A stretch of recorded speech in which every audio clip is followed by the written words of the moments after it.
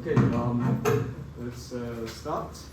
So yesterday we have a look at how we can set up measuring or recording a system to get at least some data from the plants that you may want to observe or record or measure. Right? We can use different types of sensor. I also give out some of the sensor boxes to you. So hopefully you've got the time to test what you have, okay? And today, so suppose we have already got the data, okay? So how do we make sense out of it? How do we make an interesting assignment or an interesting project or an interesting artwork out of that, right? This will be relevant to how to visualize the data, how to tell a story of your data, and our course is about fabrication. So in the end, we need to fabricate something, we need to make something, right? So how do we physicalize the data? What does it mean by physicalize the data? It's like data is a list of number, right? Abstract number, it doesn't make any sense if you just look at the number. So visualization means you draw something out using the data, right? Visualize it. And physicalize, this term here is actually a term meaning you make something that's not actually virtual, that's actually virtual or digital, like information, anything that's in the computer, you make it into a real object using fabrication technology such as 3D printing, laser cutting, CNC milling, etc., etc. So you get something that's actually physical. That's what we call physicalization. Right? So you can see three images here. Right? The first image is some data that you get from your device. Right? You draw some of the graph on the paper, right? If you use Excel, it draws you a graph, right? And in the second image, it's a digitalized version of something. It's a 3D model, right? It looks like a 3D mesh on the either it's from Maya or Blender or Rhino, right? Or using processing to visualize it, or P5.js to visualize it, right? It's in 3D, but this is still not physicalization, right? Because you can't touch the 3D model on the screen, right? I can't touch it. So, and the third image, right? You see on the right hand side, right? The third image is actually a 3D printed version of the second image. Okay, so it generates a 3D model, and this 3D model can be 3D printed, and you can put it in the real world, you can touch it, you can feel the up and down of the data, right? So it's not just by seeing, you can also touch the data, right? So that's what we're going to talk about today, data from visualization to physicalization. So today's agenda, first I will give you some theory background on these concepts of physical or of data physicalization. Okay, physicalize the data. What does it mean? And why do we want to physicalize it? Okay, and then the second half of today's session, we will have a workshop or demo. I will show you how, if you have data and you have some 3D scanned objects, and you have 3D model, and how you can use the data, combine data with this 3D model. That's actually a requirement of your assignment. One, right? So you get data, you sort of like mix your data into a 3D model, and then you generate a laser cut pattern, right? That's what you need to do. So we will show how to record data, how to use the data, load it into a 3D image, 3D mesh, and then the 3D mesh can be reformed by the data, okay? And again, the video will be recorded, or the lecture will be recorded. You can go back, come back anytime to take a look.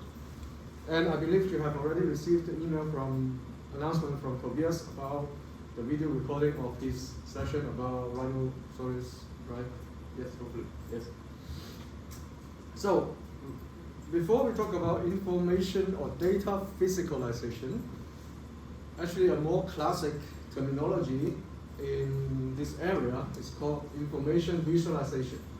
So it's like displaying the information, showing the information, okay? So actually it's very common today. If you look at a newspaper talking about the housing market in Hong Kong, right? They usually show a bar chart to show the house price is actually getting down in the recent months, right? It's going down. So you know that, okay, the data bar in last year is very high, the houses are very expensive. Of course, now it's still very expensive, but the price, the bar is lower, right? So you can see a trend, right? So this bar chart is a kind of data visualization. So instead of just showing the numbers, it shows some visual elements represented by the numbers. For example, the circle or pie, right? Or the bar, vertical bar, horizontal bar. All this is based on data, and the visualization is basically based on data, right? So why do you want to do that? So information visualization, the definition is the use of computer-supported, right? It's computer-generated design by using computer, and it's interactive, right? You can select which part of the data you want to know, right? And visual representation of abstract data. So it makes data visual. We visualize the data more intuitively, easy for you to understand. To amplify connection, what does it mean? For amplify, what does it mean by amplifying connection? It means that by just looking at a bunch of numbers, you may not be able to find out the meaning of the number, right? Of course, if you some of the people can observe, but it's not so direct, right? But if I change all this number into a curve, then you can see the data goes up and down, number goes up and down, right? And you can also observe that the data increase rapidly or slowly, or decrease rapidly, slowly, okay? So this is for amplifying the condition of understanding the data, okay? Basically, the purpose of information visualization is to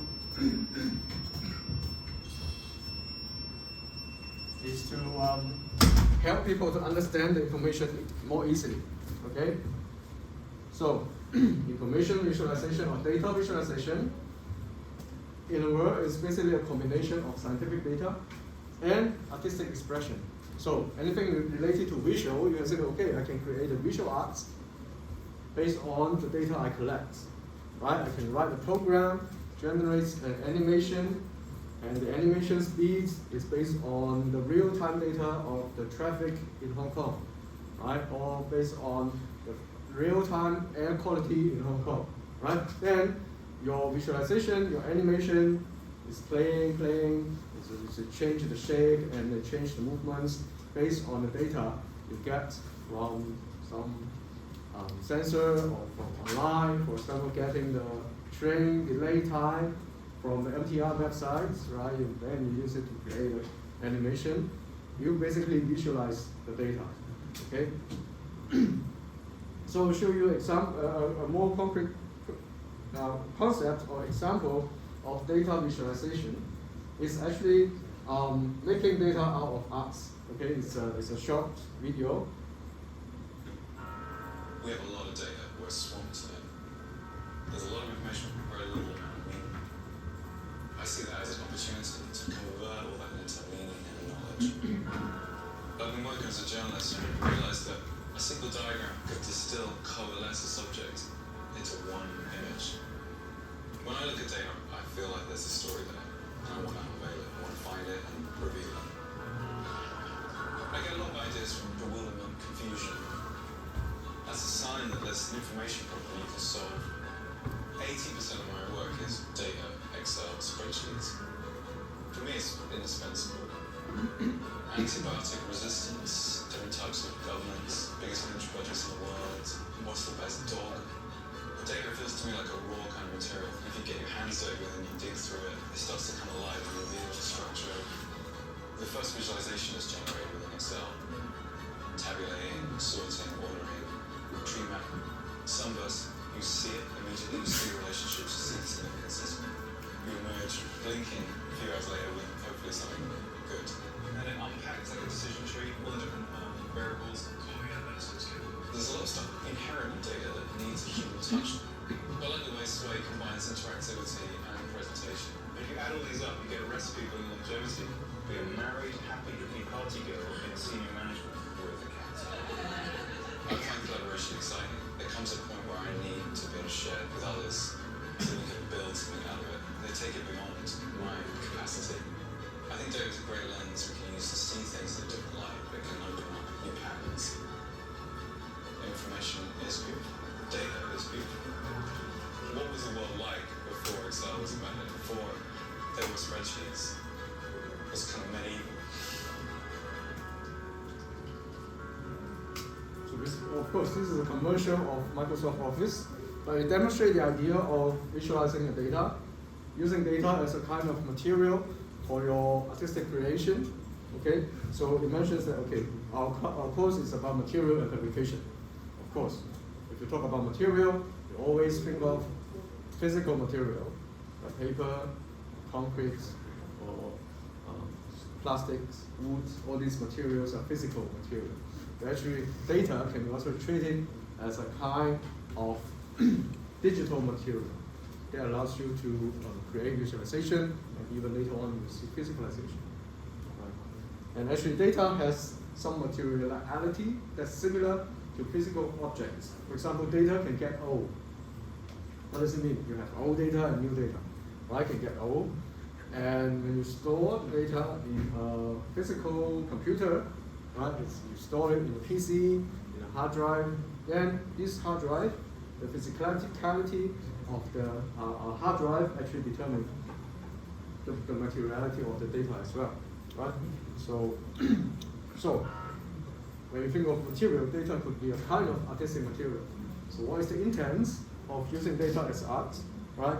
Use data and artistic visualization to tell a story with the vast amount of information that we're creating and compiling. Okay, basically, there is a kind of art called data art. Okay, this website is for your reference. So although your first assignment is about measuring the plants, right? Measuring the data from the plants, whether it's environmental data, or the plant data itself when you touch it, right? So, but data is more than just plant, right? You can get data anywhere: stock market data, traffic data, weather data, temperature data, everyday temperature data, right? Even yourself, your weight data every day. If you go on diets, you want to check your weight every day, right? So all these can be data, and what you can do with it is create a piece of art.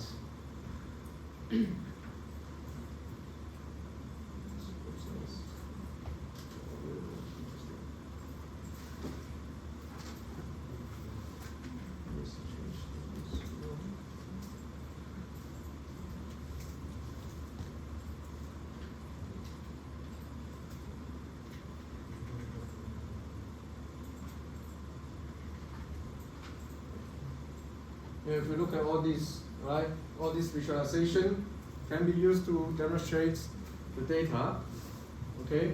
So, and it's a kind of beautiful visualization, and it's meaningful because it's made of real world data. So, does visualization always mean virtual animation? Because what you see just now, right, what you see just now, all these are virtual, right? All these are virtual.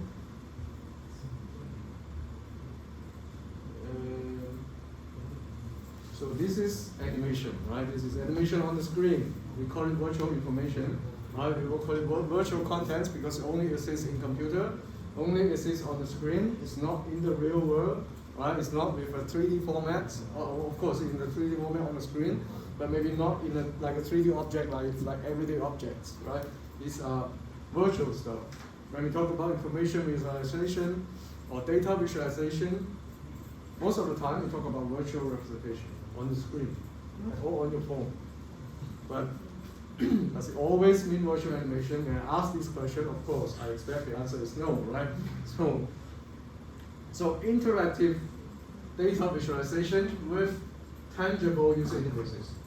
What is tangible user interfaces?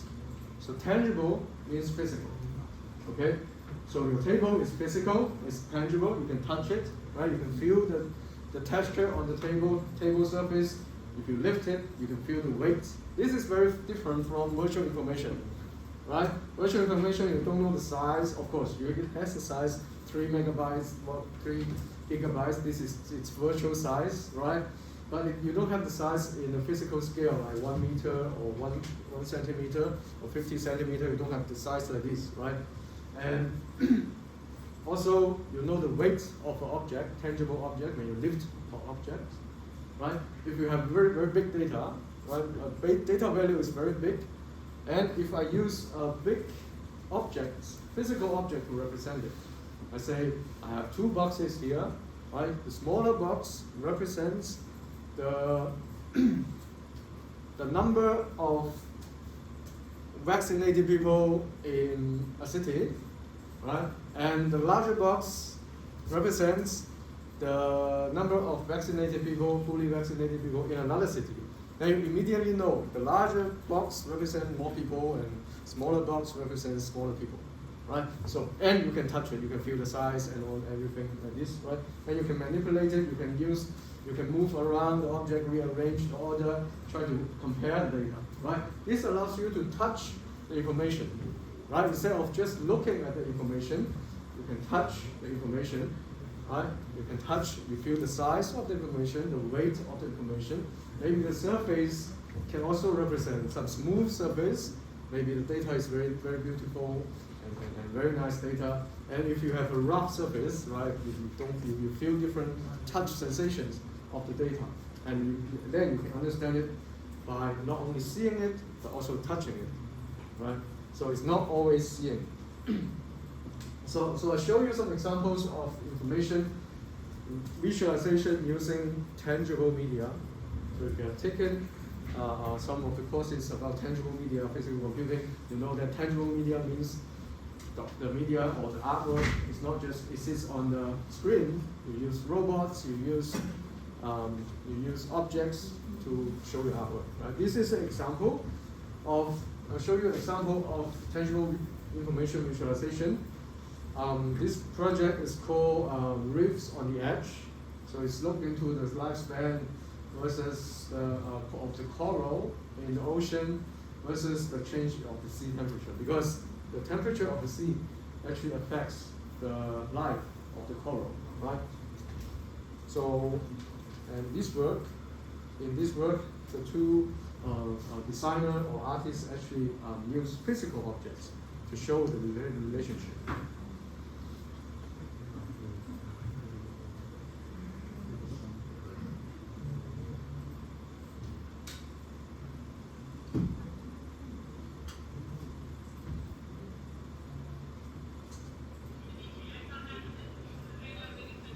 So you can see that you have these physical objects on the table, and it has its own light, its color, and it has some animation going out.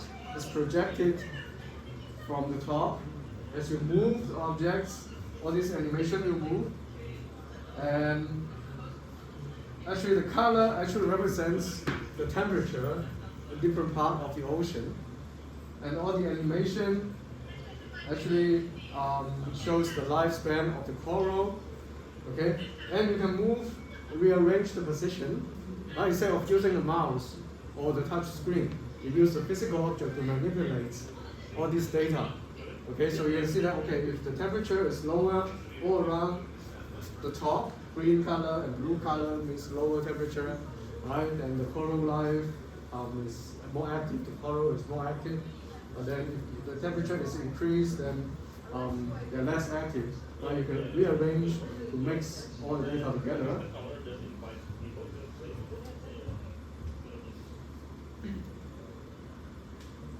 So you can see that it's very different from what you see the data from Excel directly. Right? You know Excel, it's a data manipulation software. It supports more freedom in terms of interaction, right? And it helps you to understand the data better, because you can rearrange the color and look at the relationship of different parts of the ocean, right?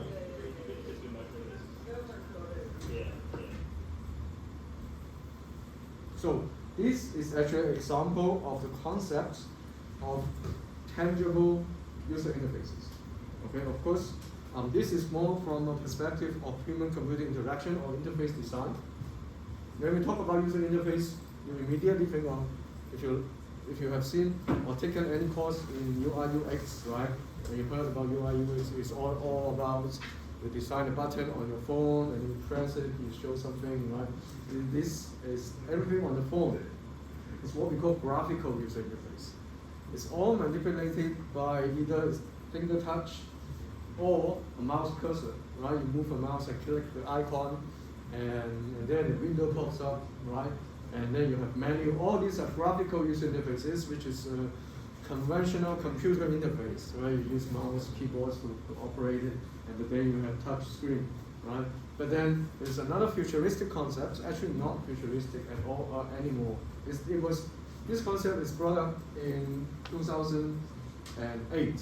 It's like 10 decades ago, so almost 15 years ago. So at that time, this professor from MIT Media Lab actually envisioned a computer system. Doesn't have any mouse, doesn't have any keyboard, doesn't have any screen. Okay, everything, all the control and all the information is represented by physical objects. That's what we call tangible user interface. Why do we want to do so? It's because the traditional mouse keyboard interface is not natural.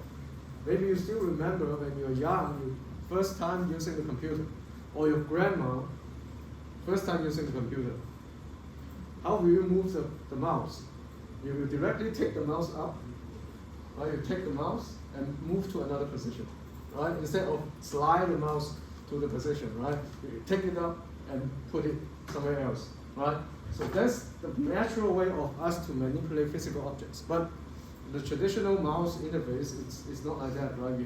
It's like we have to put the mouse on the table surface and move it so that we can move the cursor, right? So, but then if you look at this action, right? Take up the mouse and put it somewhere else. That's actually something we want to directly manipulate the objects. Just like how we do with everyday object. If you want to move your cup from table, this side of the table to another side of the table, you pick it up and move over there, right? So tangible interface basically wants to mimic this kind of interaction. So we will manipulate the physical objects, and this physical object can also represent some of the information, right? So that the information can be interactive by touching these objects or rotating these objects by hand directly. So tangible physical data visualization, now we know that, okay, data visualization means we show something based on the data, right? The size of the circle on the screen, meaning a bigger data value, smaller circle meaning smaller data value, longer bar means larger data value, shorter bar means smaller data value, right? If it's about tangible physical or physical data visualization, what does it mean? Well, we use physical object to represent the data. For example, this sort of like exhibition or artwork by Hans Hackett, you can see it's from last century, 1969. This work is called News. It's actually a kind of data physicalization. It shows the news, okay, the news of, for example, a month in the newspaper. How much of the news contains a kind of keywords or headlines? Okay, how many newspaper reported the news?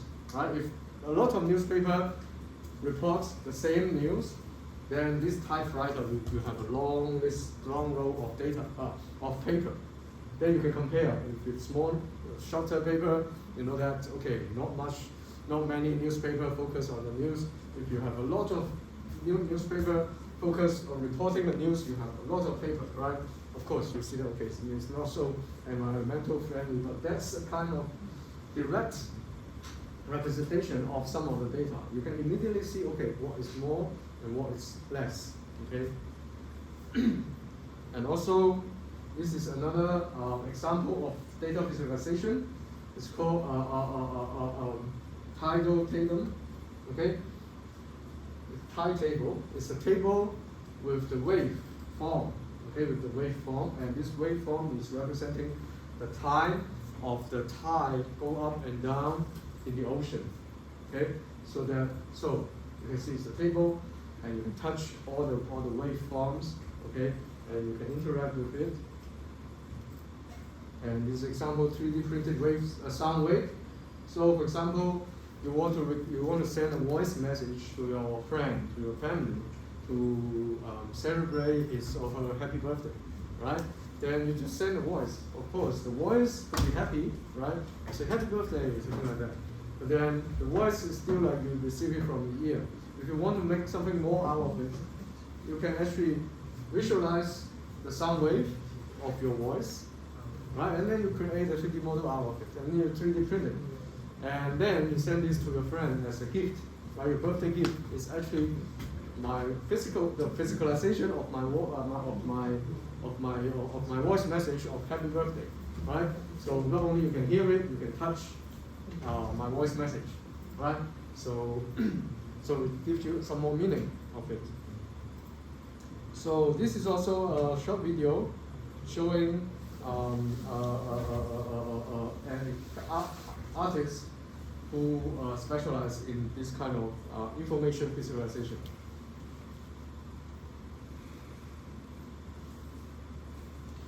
Thanks, Bruno. So how can artwork help us understand more about the complexity of data? This isn't an ordinary vending machine. It's a machine that dispenses snacks, not at the press of a button or the drop of a coin, but when it hears of news of an economic downturn. It was created by artist Ellie Harrison, and she hacked the machine to listen to BBC news feeds and then to dispense a snack when certain terms are heard. It really came to life in autumn 2012 when there was a UK governmental budget announcement. And when the announcement came out, there was a lot of bad visible news, and the machine just went crazy, started dumping snacks out as quick as it could. So much so that we couldn't open the flap to get them out. So it was really lovely that this machine was kind of empathising with the audience, and it was saying, I want to give you food to help you through this depressing news.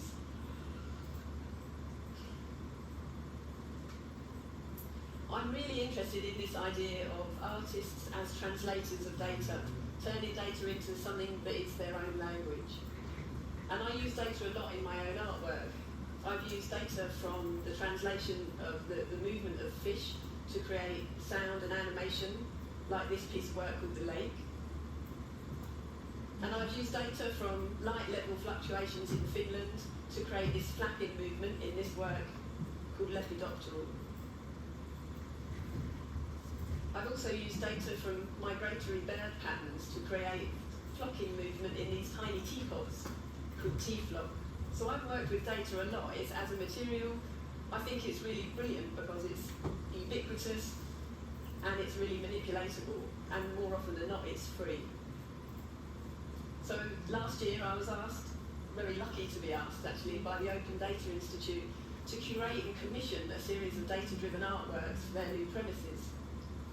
And the Open Data Institute was set up by Sir Tim Berners-Lee and Professor Nigel Shadbolt to ask the question, how can we create knowledge for everyone through a culture of open data? And the works that we selected were works that artists use data in many different ways, but one of the things that most of them did was take data and turn it into something physical, turn it into something tangible that we could actually see and move it away from the screen and take it into the real world a bit more. So this work is called The Body. It's by an artist called Stanza. It's over 2 meters tall, and it's a physical 3D scan of the artist's body, and it's full of different electrical components that change dynamically when it picks up the emergent properties of the urban landscape around the artist's home. So the sensors that are driving this work are light, temperature, and noise sensors. And what the work is asking is, how can we use environmental data and embody it in ourselves? How can we reflect the places that we're going to or the places that we've come from?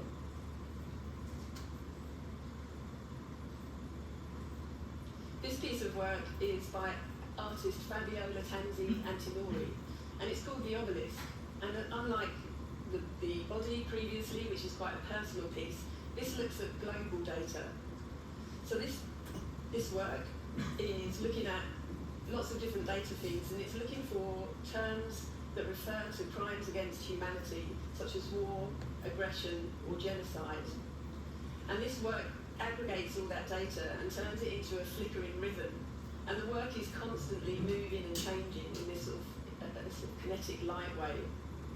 And what this work tells us, what this work shows, is that it's a beacon to remind us that crimes against humanity are being perpetrated every second of every day, and that the road to peace is long, difficult, and urgent. So all of these artists, including myself, have been using data as an art material.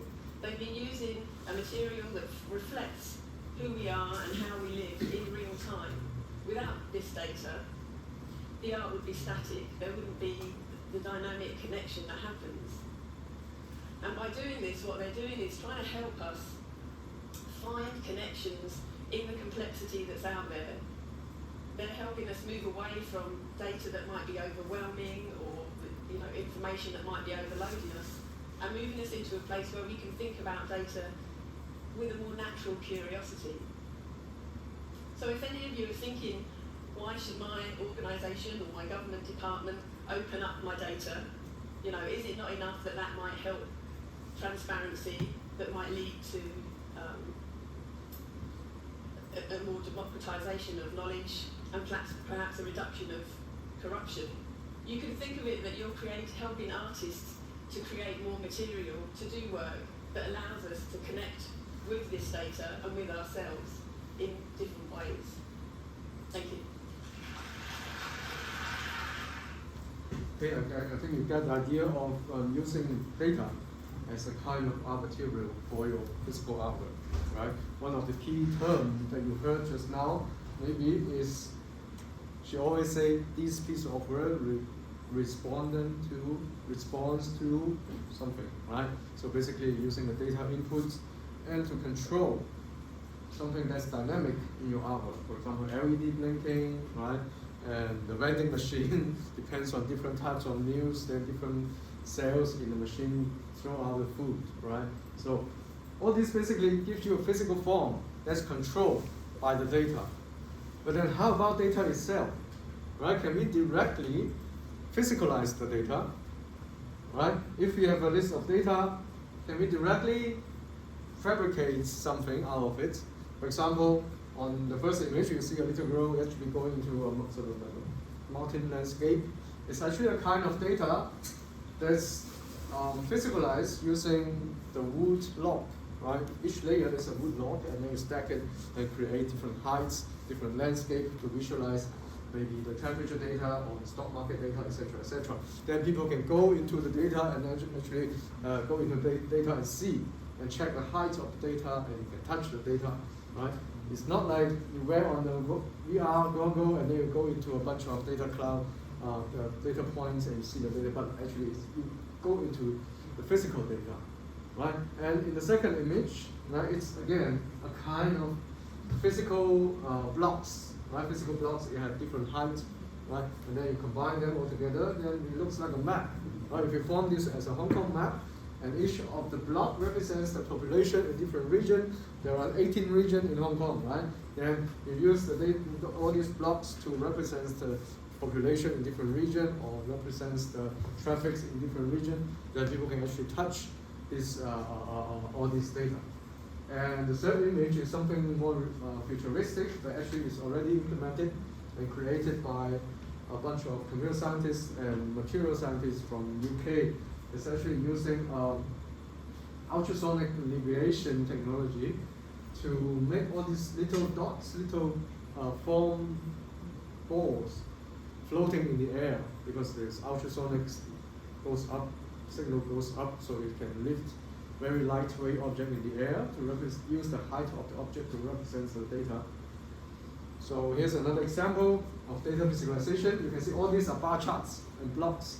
Right? It represents the, I don't know, the population in different year, or the number of newborn in each year, or the yellow could be the number of newborns in each year in this city, and the orange blocks could be the price of the house along the year, a different year, right? 2001, 2002, right?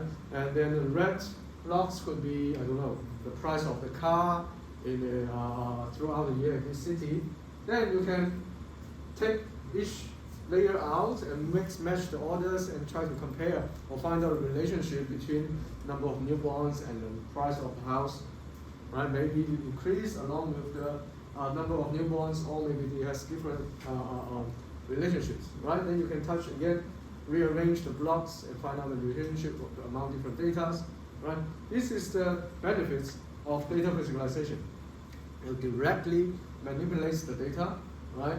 So, so it's much easier than you just use keyboard and mouse to check the data in Excel. Of course, this concept is still on a sort of a design perspective or art perspective. In the actual industrial markets, right? Still, Excel is the most used data manipulation or data processing software. This is again a kind of setup or installation, trying to visualize or control or physicalize the data. And again, this one is the blocks with different heights to show the data. Together with projection mapping, you can tell a lot of stories using data. Okay. So here again, here's an example video. Present a study to evaluate the efficiency of physical visualizations. 3D visualizations can be useful, but are also often difficult to navigate or to perceive accurately. At the same time, we are very proficient in manipulating and perceiving 3D objects in real life. So could this also apply to 3D physical visualizations, such as this data sculpture showing a world map of GDP and derivatives volume? or this physical visualization of electricity consumption built by the anticipated power demands. To answer this question, we ran an experiment where we compared similar designs this of video function built by the actually is a research report on experimenting, comparing whether a person manipulating the physical data can have a better understanding of the data. So basically compare with mouse and keyboards. Okay? Actually the results is when you manipulate with all these physicalizations, okay? Manipulating all these physicalizations and all these physical models of the data and compare with this kind of data. You use mouse and keyboards and then you touch screen to manipulate the data. Actually, you have a much better understanding of the data by physically touching the data. Okay, you can find out the relationship of different data. You can find out trend of the data easily, more easily than this kind of traditional way. Okay, that's the benefits of physically touching the data. Okay, and this is an installation of dynamic physical data. Okay, so you can see the system is that there are a lot of wires pulling, going up and down on the table to show the blocks, different heights of the blocks.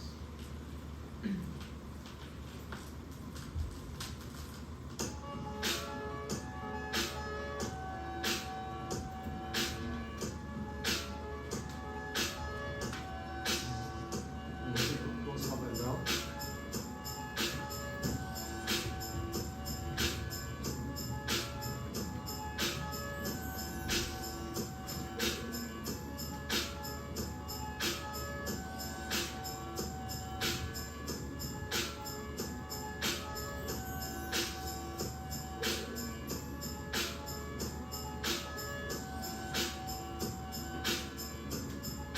So you can pull different parts of the bars of the blocks to focus to check more information.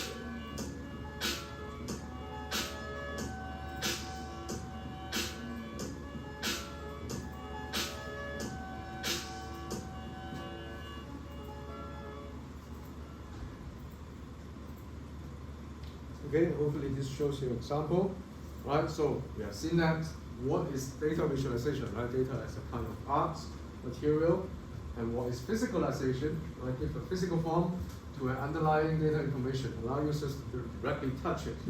I guess that's the purpose. When you touch data, you have different feeling than just seeing data. So hopefully you will have a similar experience when you actually merge your data with what you have scanned and deform the scanned shape of your plants, and actually laser cut it. Then you can touch actually the surface of the physical objects, right? So again, this example is a biodata visualization. It's a mental fabrication. It's like use sensor to measure your brain wave, okay, of watching different movies or watching different, listening to different musics. Your brain will react to it, right? And this artist basically records all this data and actually fabricates or 3D prints the data.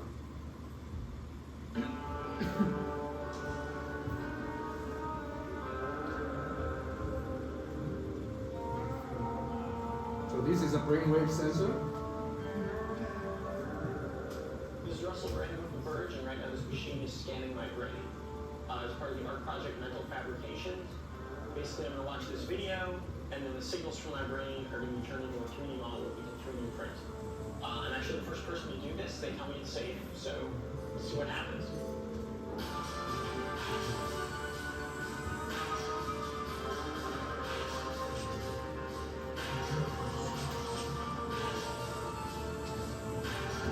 The team shot a lot of really close-up 4K footage of these sorts of natural phenomena. There are these metal shavings, there are hydrophobic blobs, there are burning matches. And the question is, what's happening in my brain as I'm watching this?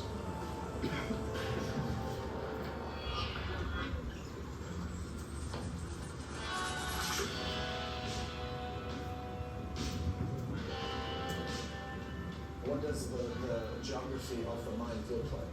That's the question that we're trying to answer. And creating these models through the 3D printer using EEG machines and headgears, we can start exploring the landscapes of the human mind. So using the video, we can actually create these moments where through relaxation or through concentration or through stimulus, the brain can start pushing in and out this landscape, which is pretty much a plane, creating these topographies. When it's over, you get a 3D model that looks like this, built from whatever was happening in your head. All that meditation, concentration, whatever was in there turns into these peaks and valleys and texture. What results is kind of like this cloth that has been pushed up and down with different kind of hills, creating a kind of topography or landscape. And if you're calm, then more calm than focused, then that hill will be poked up. And if you are focused, more focused than calm, that hill will be pointed down. They're doing all this with a desktop-sized maker off the standard consumer-grade 3D printer. Hopkins says it makes prototyping easier and faster, and it makes the final product feel more precise, less organic. If you want to make a digital rendering into a tangible object, this is the easiest way. When you look at the model, you can actually see, okay, in this instant I was so focused, or I was so calm in my mind, or kind of like a mixture between the two. EEG was created to monitor epileptics and coma patients, and we're still figuring out what the readings mean for a healthy adult brain. The first wave of EEG products were simple games like Pong, controlled by raising your alpha waves, but the signal wasn't reliable enough to really work as a proper interface. Hopkins onto something else, treating the signal as interesting in itself. It's not science anymore, it's art. These technologies don't have a specific role as of yet, but we can find kind of and hack them to use as art installation technologies, to use them as generators of form.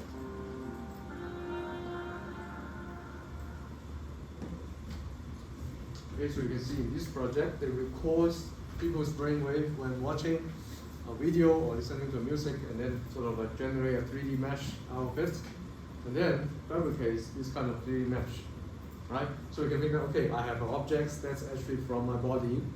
You will feel that, okay, this object has some special attachment or meaning to me. And if you make it in a larger scale, right, you have this brainwave goes up and down, and you change it into a furniture for you, right? A chair or a sofa for you, or you change it into a house, or you fabricate a house, right? You build a house based on the shape, right? Then you have very interesting city landscape, right?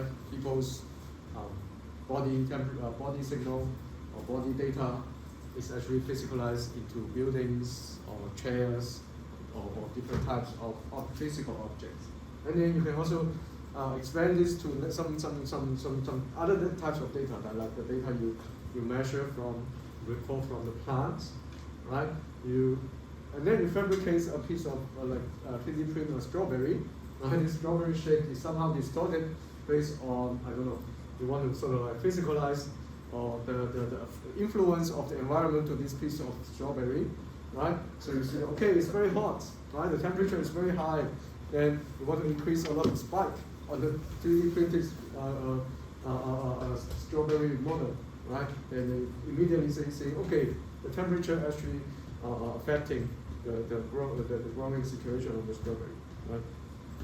So then how do we design or make or fabricate tangible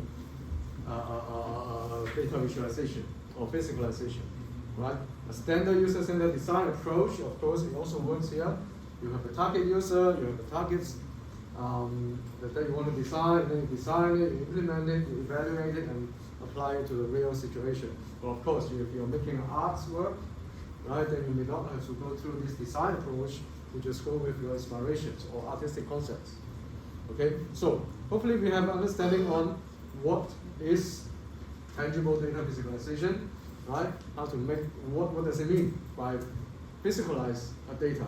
So that's actually an important part in our first assignment, right? You record the data, you design something based on the data, you fabricate it, right? So then let's go into something that's more practical. How do we store the data? So hopefully we know how to store, how to set up this, how to set up all this Arduino-based sensor system, right? So hopefully, right, we have sensors. I'll give out some of the sensor to you, and hopefully you can build up a system, or you can buy a sensor by yourself. So you can record something, right? You can track something using Arduino. How do we save it in the PC so that we can get all this data? Because normally when you set up sensor circuits using Arduino, you plug into USB or power, it starts to track and you blink the LED, but then you cannot save the data, right? It's not directly go to your computer. Then you may want to build up a bridge between the computer and your Arduino system. So to record it so that you can put it into Excel and then further load it into some of your 3D modeling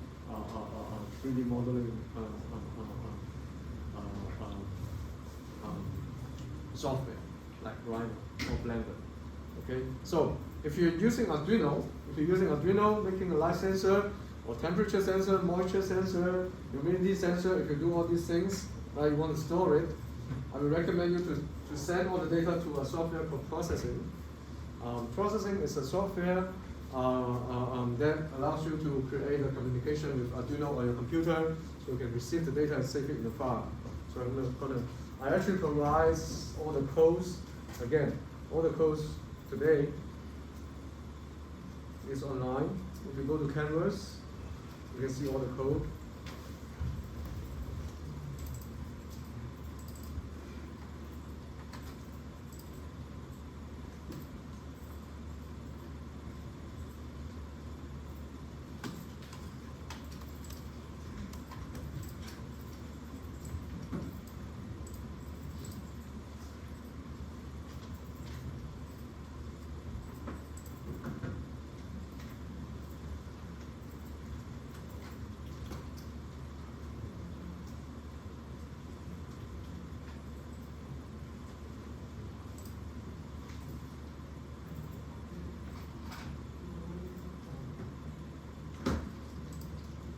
So if you go to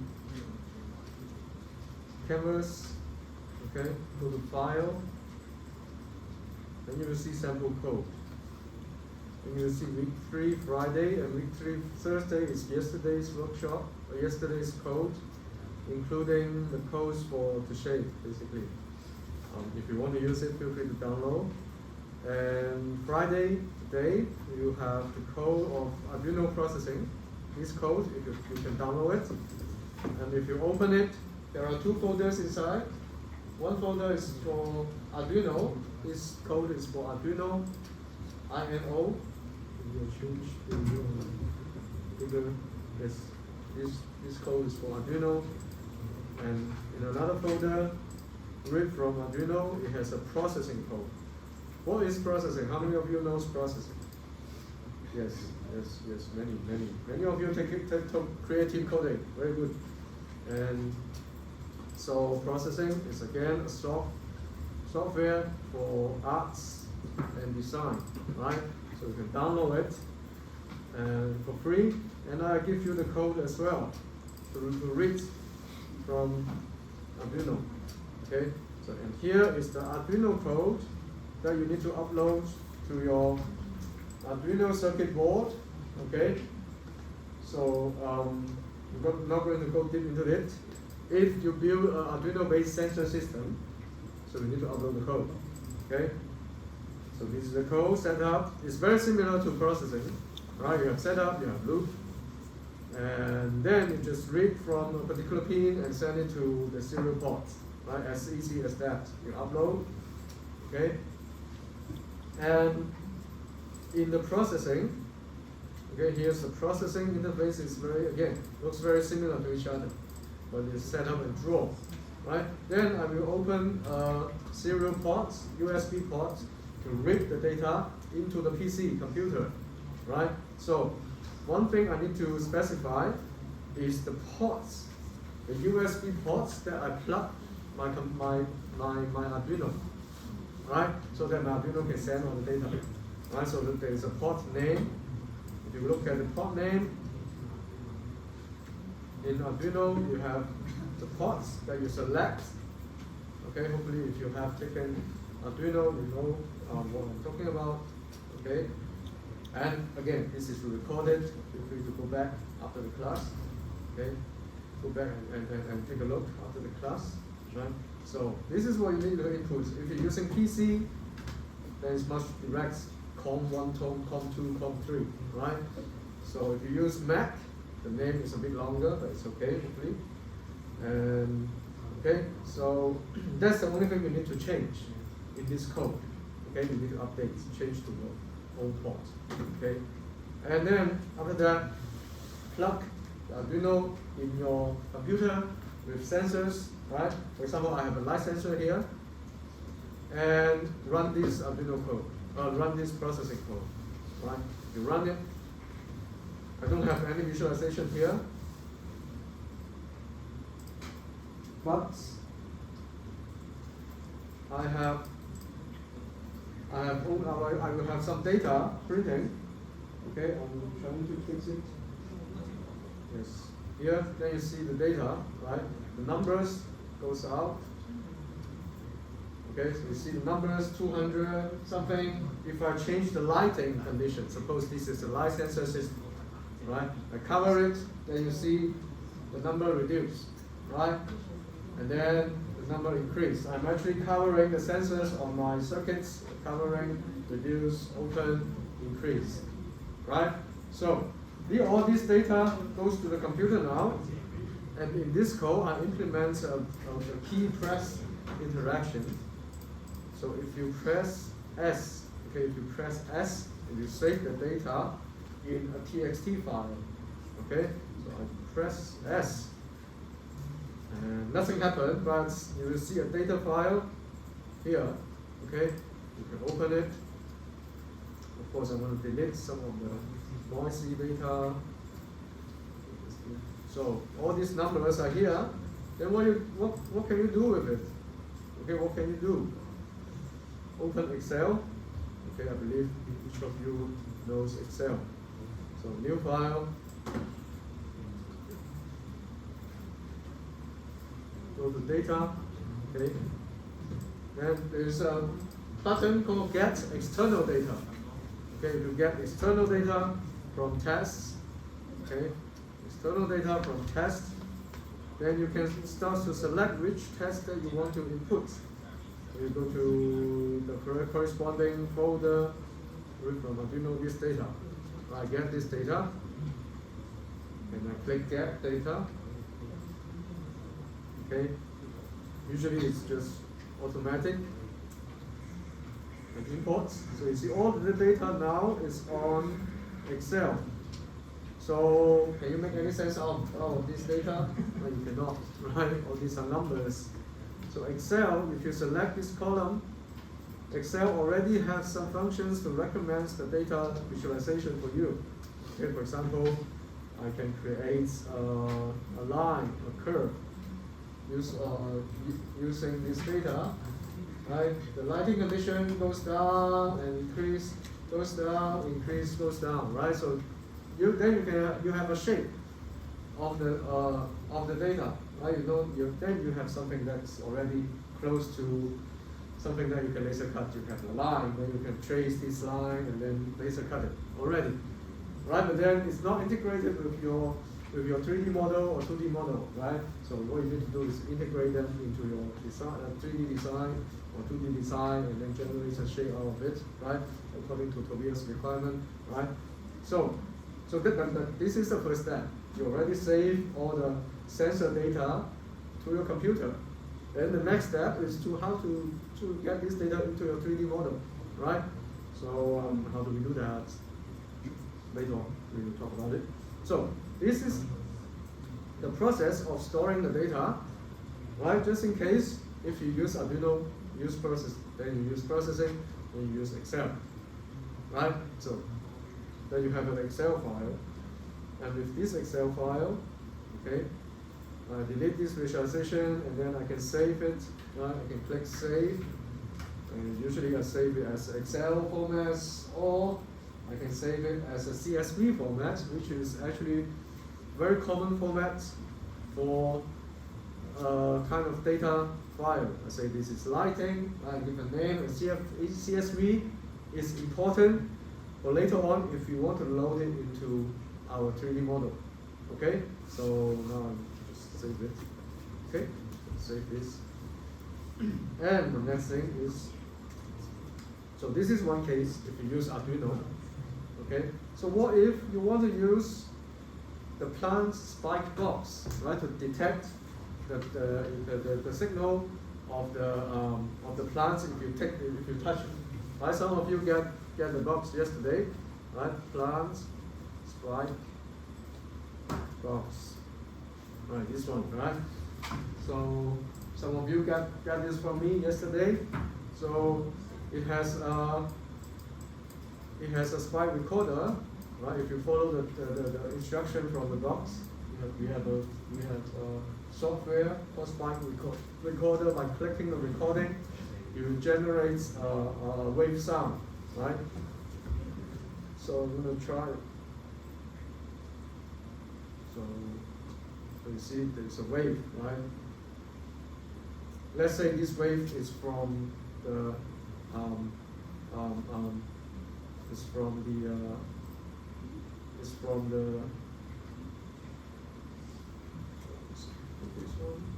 so let's say this wave is from the plants, right? If I click recording, although now I don't have the box with me, but it's the same. If you select the correct mic for you, and if you click correct recording, it starts to record. Let's say record something. 3 seconds, right? And then it's saved as a wave format file in this location. Then you just go to the corresponding location, find this waveform, right? And then now I close it. So it's in a music. If you use Mac, it's in the music folder. Okay, it's actually checking the base is this one, right? It's 4 seconds, right? 4 seconds, and the sampling rate is 44 kilohertz. Okay, so you see all this information here. So what does it mean here? Let's do a simple mathematical calculation. So this sampling rate means in every second, how many data does this sensor box collect? So 44.1 thousand hertz, right? This one, 44. Maybe I should enlarge it a little bit.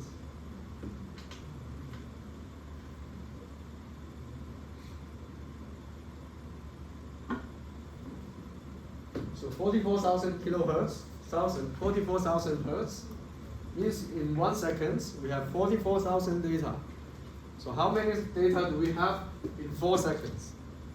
Very simple mathematics, right? 44,000 times 4, right? 1,000, and so it's like, calculated. Yes, calculate. So the sampling rates 44.1 thousand hertz, kilohertz, right? Which is 441,000, sorry, 0, right? 44,100 hertz in 1 second, right? That's the number of data we can get in 1 second. And we have 4 seconds. How many data do we have? Multiply by 4. This is the number of data we have in this file. Okay, we have this many of data. Okay, so that's what we have. Okay, remember this number. Later on, we need to use it. So this is a sound file, a waveform audio. Just yesterday we talked about it. When you touch the plants, it actually shouts, right? Makes sounds, right? So we can record this sound using the sensor box I give to you yesterday, right? So we collect this sound. I think we can use this one as well, or this one, maybe this one. Okay.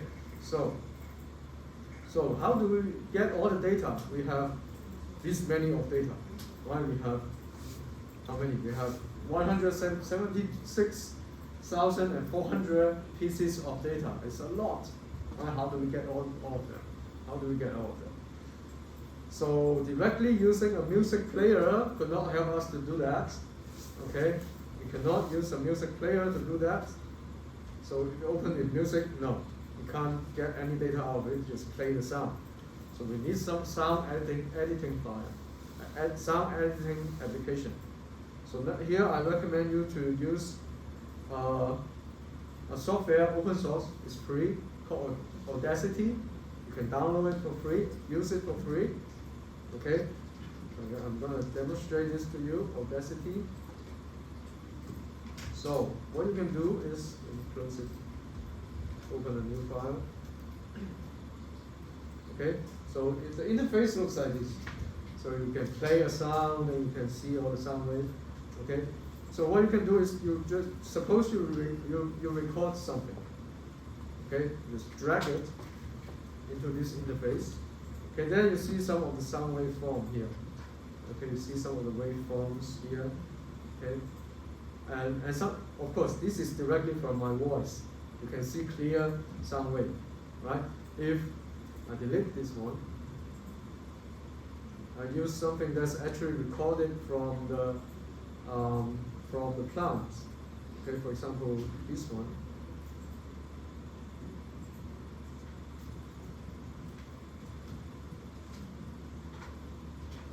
So this you see a flat curve, a flat line, right? Straight lines. But if you look at it carefully, you actually see there is something here, right? There is something here. That's actually the signal from the plant. Okay, although it's not directly visualized, but still you can see it. Okay, so but the point is not to use this software to hear the sound. The point is to use this software to get all the numbers that we have. So now we recorded for 4 seconds, right? Then we have 176,400 pieces of data. So we want to use this software Audacity to export all this data. So then we need to go to this software and use a tool to, is it there? Yes, sample data export. Okay, sample data export. If you click this, it will tell us how many samples we want to export. Okay, we just calculate it for 4 seconds. We have this many of data. This many data. If we have 5 seconds, multiply sampling rates multiply by 5, right? Then that is 44100 multiply by 5, right? If it's 5 seconds, if it's 1 second, right? It's basically a simple multiplication calculation. So let's just export all this and say OK, right? So you must select, okay. What I need to do is to first select it. Select, click select. Okay, select all of them. And then I export the data. Okay.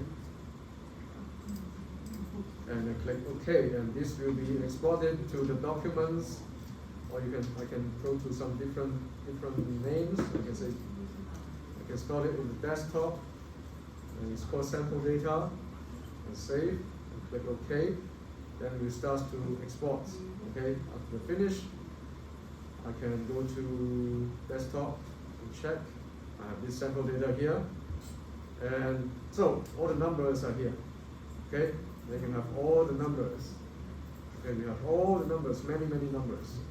Okay, so with this, we can already go back. Then we can go back to Excel, right? We can go back to Excel. Let's say a new file of Excel, and data. Get external data from the tests, and I find this one sample data. I got data. Okay, so all the numbers are here. Imports. So those all the data. Then I can see all the numbers, but then I don't know how it looks like. I select this column, and I can say, okay, I want to see how it looks like. So I will draw a curve. Let's say draw a curve, right? Draw a curve. There's a lot of data. So it looks like this. Okay, so this is the wave sound, right? So actually, there is this spikes here. This is when I touch the plant, actually, right? Not touching, right? Then you have these spikes, and then my hand takes off, and it becomes flat, right? So so basically, this is again how we store all the data. Okay. So now let me close it. So again, I can save this. I can save this as a CSV file. Okay, save it as a CSV file. And let's say this is a plant signal, right? Let's give it a name. So we'll save it. Okay, save. So now we know how to save all the things and how to store all our data and store it in Excel, right, in the table. But then how do we transform it, right? So suppose we have some data and we have a 3D model. Suppose we have all this, right? So how do we, so just, you can see in this example, I have some data, right? Apparently maybe it's from my heartbeats, maybe it's a plant, I touch it for 3 times, right? 1, 2, 3. Right? I record all this data. How do I change the shape of this? I don't know what this is. Maybe I scan something, maybe I scan a rock. This is a piece of rock. I want to use all this data to change the shape, so it looks like this. Right? How do we do that? So we'll talk about it later. Now let's take a break, 10 minutes break, and then we come back at about 4:30, then we continue. Okay?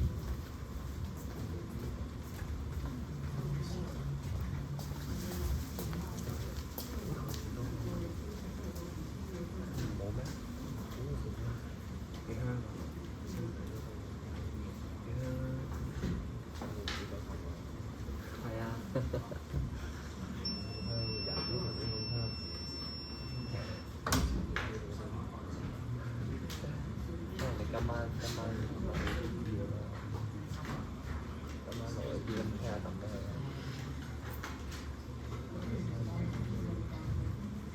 你留啊，你要開咯。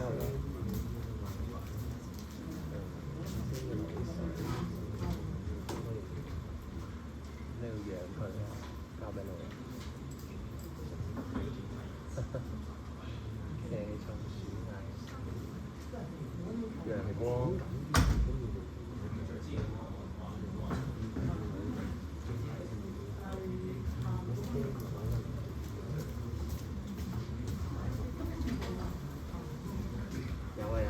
有啲水，有10蚊。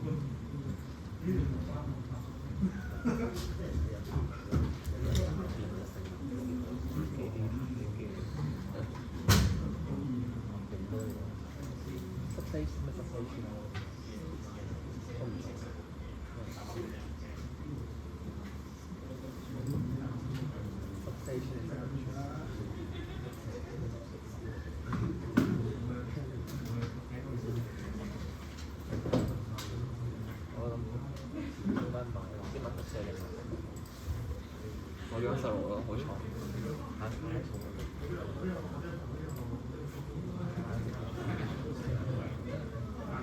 怪怪嘅，咩 M2 Master？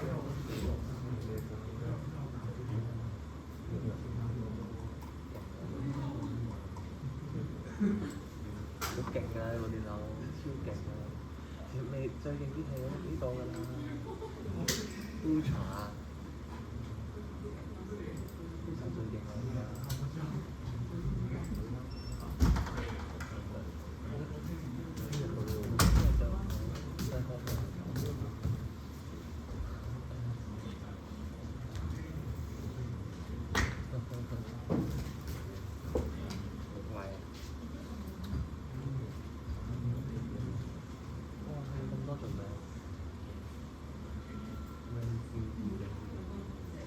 係要 graphic 卡㗎嘛，嗰個 GPU 啫嘛，係 GPU 自己睇係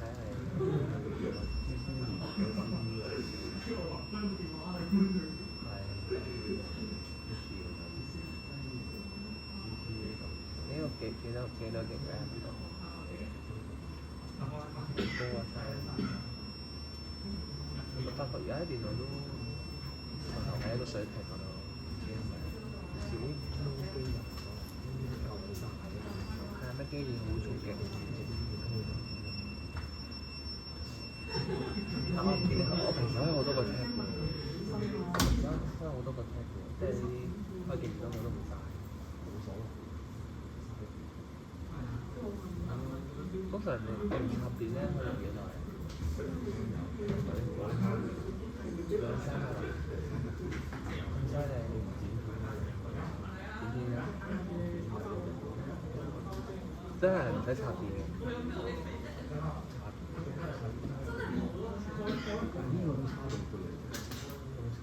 有幾多個？30集。咁開心，真好啊！不過我都想入翻個 Touch Bar 嗰個頻道啊 ，Touch Bar 都幾好用啊！如果要錄影嗰陣咧，你只要撳呢個 Command Shift 4。如果係有 Touch Bar 嘅話，就一撳。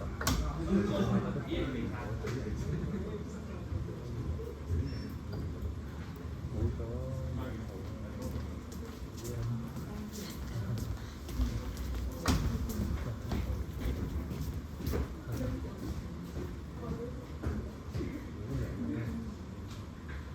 真係好，嗰部勁晒電腦，Intel。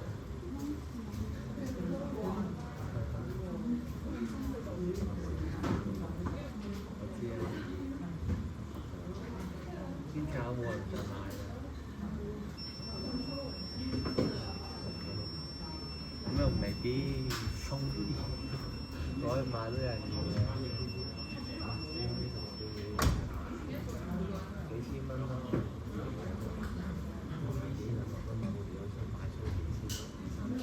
好多年前啦喎，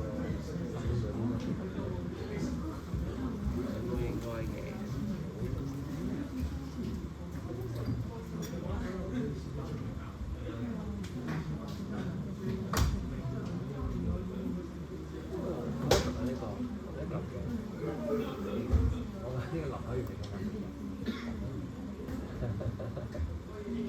原來咁明顯嘅，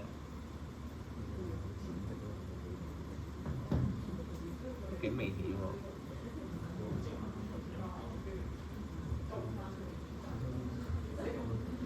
佢最新嗰個係冇改善咗，因為冇改善咗。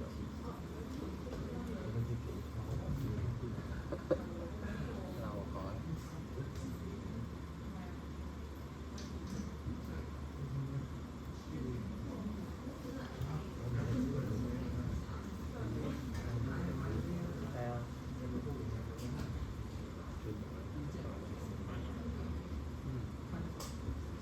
你葉畫咗未啊？你葉畫咗未啊？未啊？未嚟咗。係喎。但我係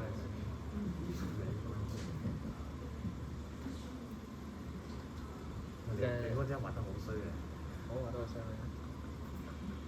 我係盡力㗎啦，盡力㗎啦。唔好啦，嘥時間。核突咩 ？OK 啦，邊有啲學唔到啊，盡咗力㗎。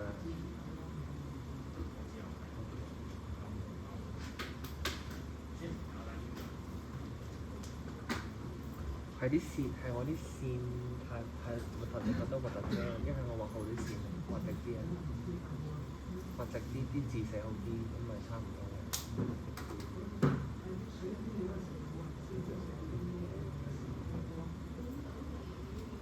姜而家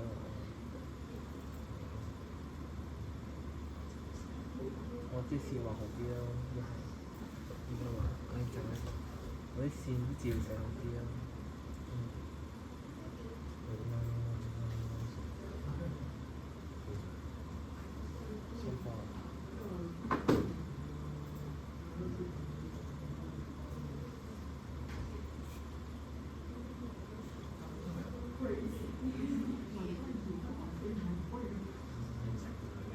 依家咯，但係佢送喺出到去門口上嘅，即係打電話嚟，因為GoGo Van 就冇送過嚟。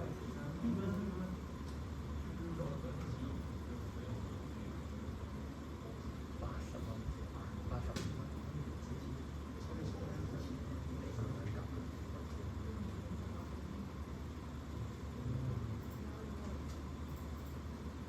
都係講明先啦。依家買啊！因為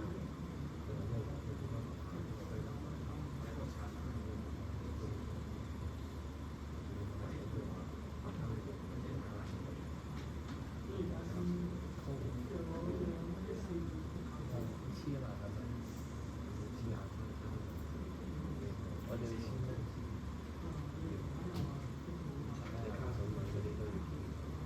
唔係個圓圈啫嘛，圓圈溝窿挑窿佢啫嘛。有冇買魚線啊？魚線冇啊，係咪好廿萬咧？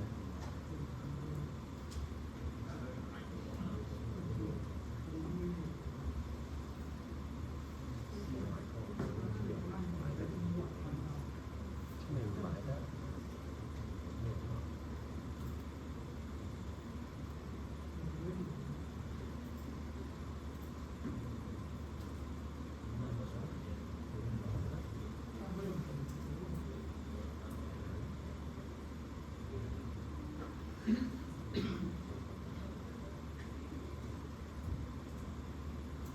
水嚟都有得買。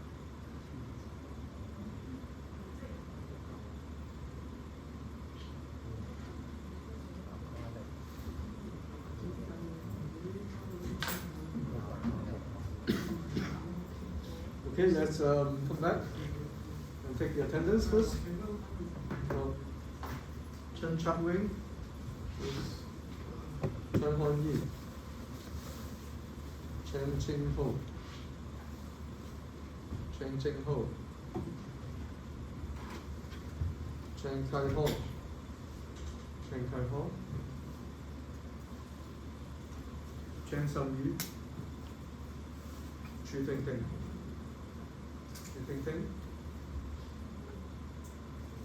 He Yu-qi, Hui Shek-yin, Hui Pak-lun, Kok Hui-ying, Lai Chun-ki, Lai Kwai-chi, Lau Hiu-lam,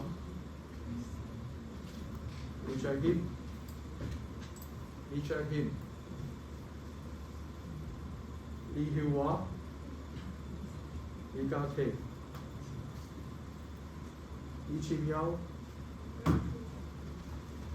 Lee Xin-yi, Lin Zhiwei, Lin Ziqiu, Li Lang, Sit Oi-lang, Sit Oi-lang, Chen Na, Wang Yik-lang, Wang Chen, Yao Hong-na, Yun Man-ni. Chen Kai-ho. Okay, let's come back. So just now we see how we actually store all this data into Excel.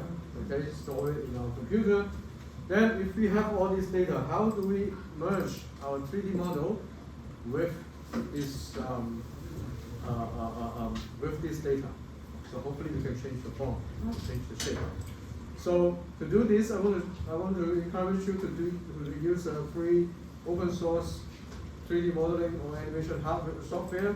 It's called Blender. Okay, it's free to download, and you can click download. And you can download it for Windows, for Mac, right? And for Windows, you can download this zip file, and then you can unzip it and you manually click and open it in your own computer. Okay? So because in this lab is all PC, Windows PC, I would encourage you to use the Windows version. So we just check the attendance. Hello?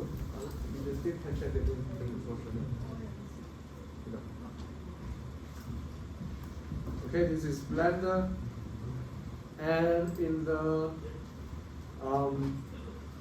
file sample code, I upload a Blender file shape deformed with ECG example. This is for records my heart rates. I actually try to blend it with my heart rates. This is an example. You can download this. And here is the 3D model, OBJ 3D model. You can also try to download it. Okay? So, and I have an ECG CSV file. You can also try to download it. But we use the CSV file just now we created. You can also do the same thing. So, okay? So, if you download this Blender file, this .blend file, and you can open it using the Blender. Okay? Let me do it from the beginning. Blender, okay? So I open Blender, take some time, and I click open.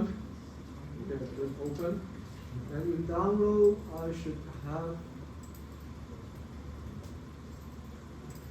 this one. Okay.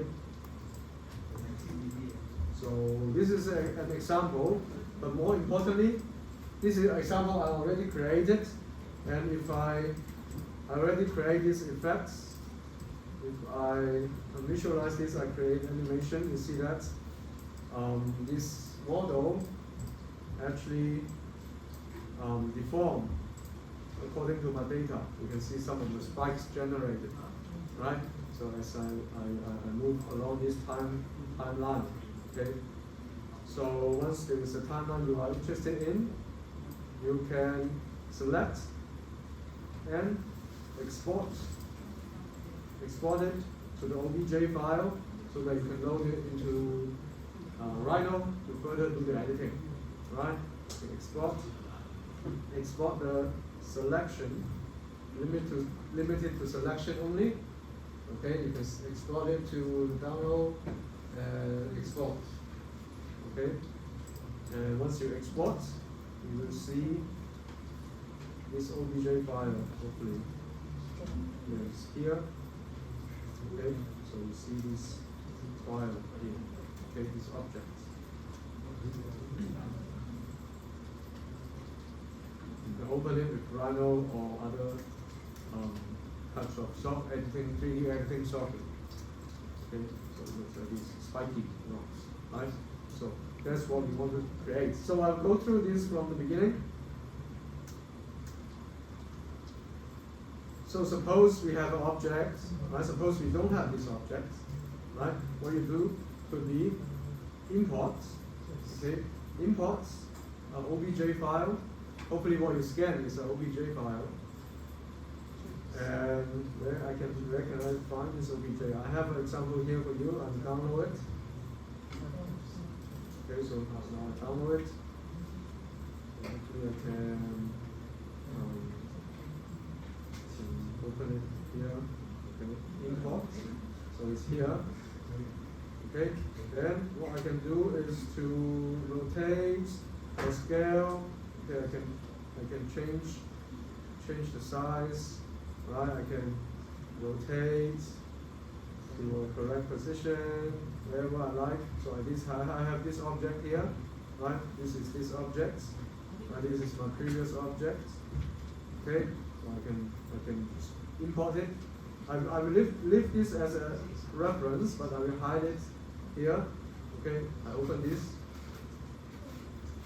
and I can set the origin back to, I don't know, to the center of mass or to origin to geometry. Okay, so now it's here. Okay. So I can move. So I have this object. Suppose I 3D scan this object. Okay. And the next thing I want to do is to have something looks like this. Right? This is the curve. Right? The data. So I want to load something into this software here. Okay, so I wrote a script, a program. I already already written. You don't need to do much editing. So what I need to do is just to provide a path of the file that I have. So just now we saved some CSV file. Hopefully we still remember where it is. Here, right? Here we have the CSV file numbers. Right? And the name, okay? And the full path, where it is, right? So I change it. And for the rest, you don't need to care too much about it. Okay?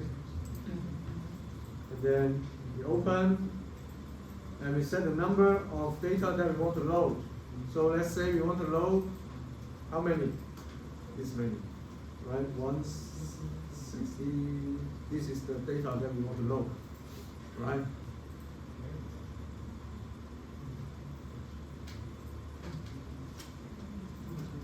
So we skip. So we skip the first row, okay, and then we stop at the corresponding row. Okay, let's check the and then the points actually equals to floating points, and here we need to change as well. It's between the first row and the second row. Okay, it's between the first column and it's actually getting the first column, but we're getting the second column. But actually, if we check this this file, if we open it, it's here. It's actually the first column, right? It's actually the first column. So we need to change this. That depends on number of columns. But we just take the attendance. Can you tell me your name?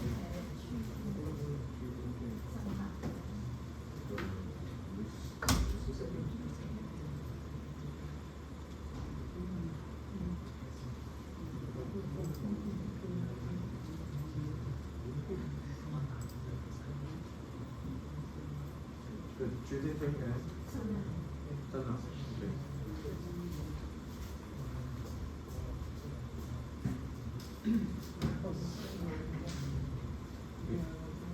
So let's come back. So we interchange this to 0 and 1. If it's at the first column, yes.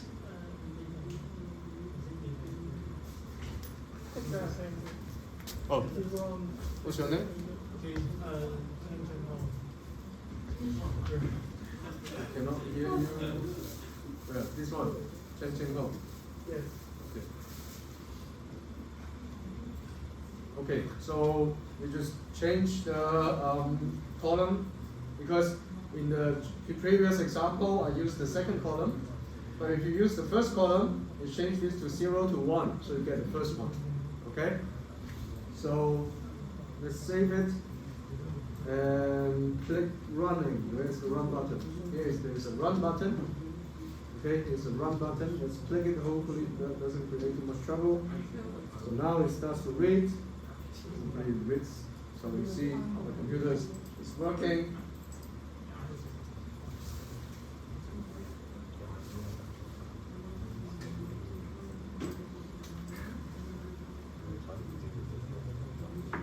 Loading, still loading because a lot of data.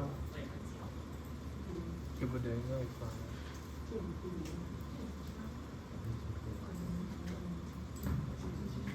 A lot of data still loading.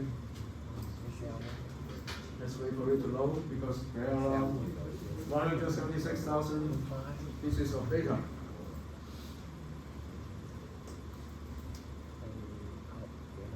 Okay, it's done. So let's go back.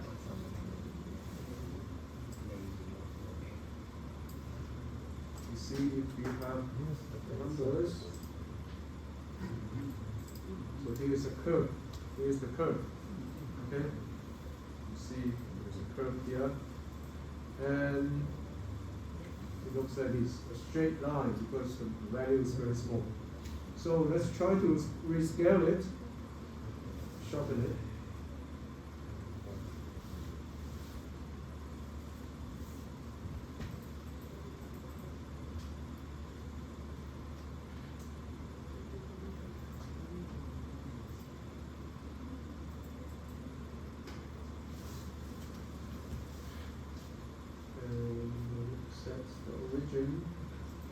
Set origin. Okay, now it's calculating because there is a lot of data, so everything could be very slow. The audio one. Yes. Wow. There's 176,000 pieces of data, so it takes time. Is the script on campus? Yes, the script is filed, it's on campus. It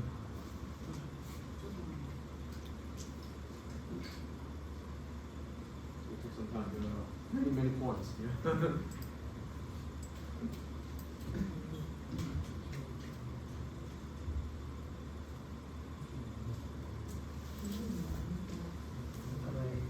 Okay.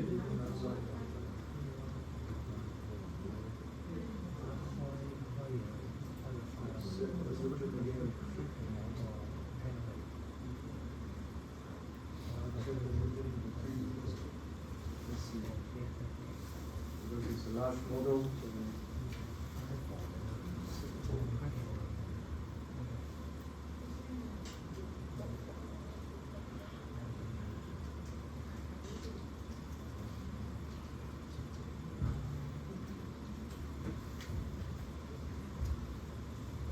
Or what you can do is to delete some of your data. Okay, come back to here, and you find out the most interesting points, because some of So let's make a curve out of it.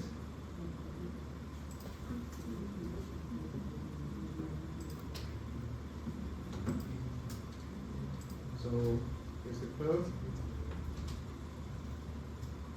And what we want to have here is actually these parts, right? This is our most interesting part. So that's what we want. So we want to find out if the row number of this data.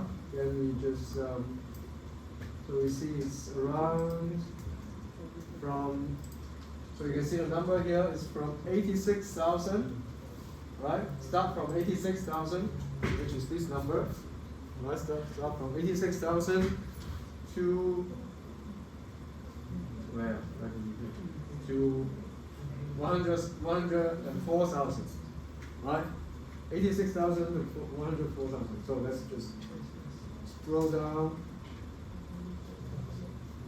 So start from the first one and scroll down. So 86 finds row 86 corresponding, right? 86,000. Somewhere here, let's just delete them. Delete.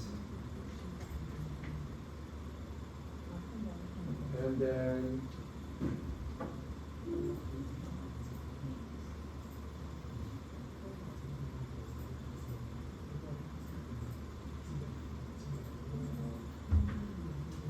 let's find the rest.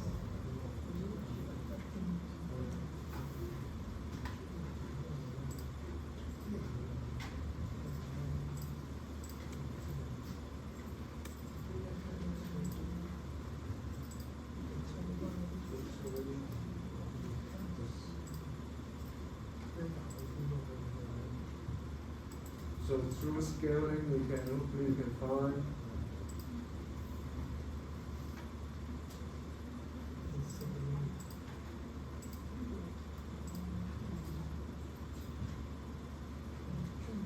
We set the origin.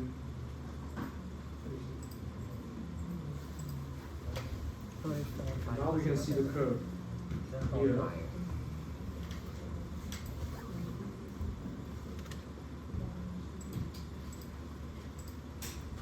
Again, take some time to recalculate because we have many data.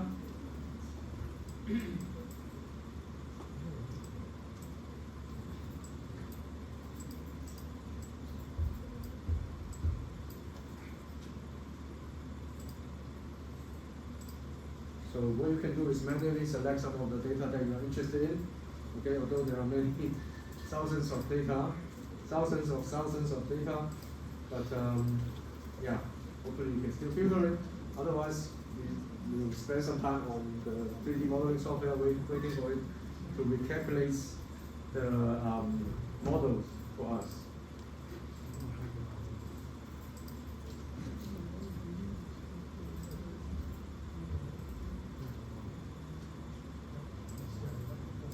Okay, so now we have this curve here, so you can see these spikes, right? So we can rotate, or we can start to. Now it's a line, right? It's a line. It's not a surface. We need a surface to create all these spikes. Okay. So we click the modeling function, modeling, and of course, because there are many points. Again, it will take some time.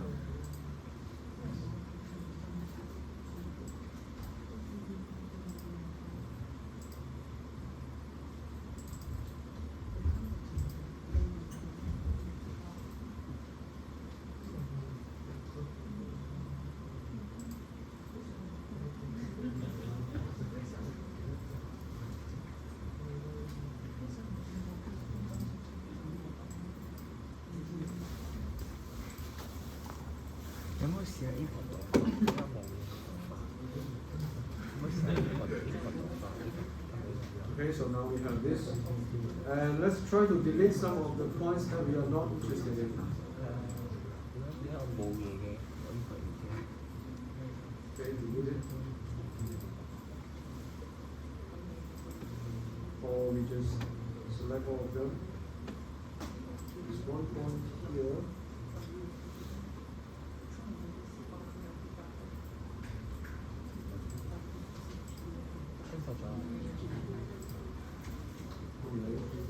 Let's 應該 select. 冇嘢嘅點解？ We select this curve. It actually consists of a lot of points. Okay, select the curve and right click. We do extrusion. Okay. 冇嘢嘅。邊個咗啊？喺度做緊啲。 Extrude, curve, and move. So we can pull up. 冇嘢喎，你會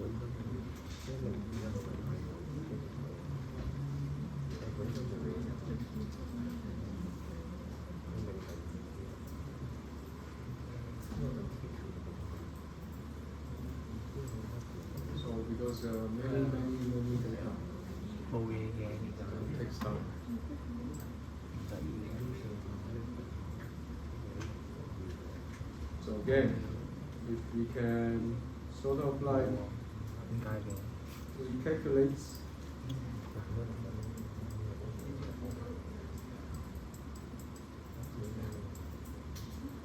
if we can find out what are the interesting ones that we want to focus on, that's much easier. This again ends at 20,000, so we will find 20,000.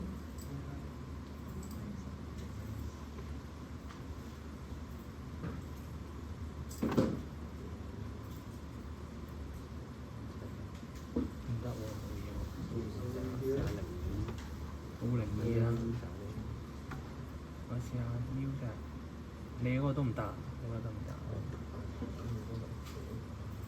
揾唔到咗。 We delete. Okay, we will have the data we are only interested in.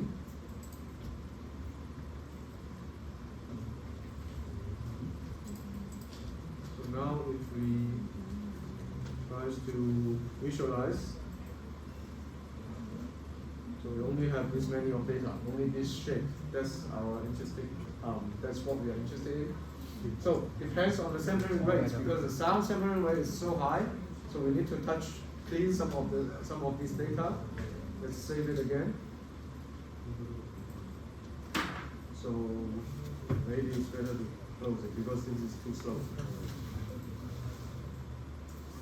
So I will open it again.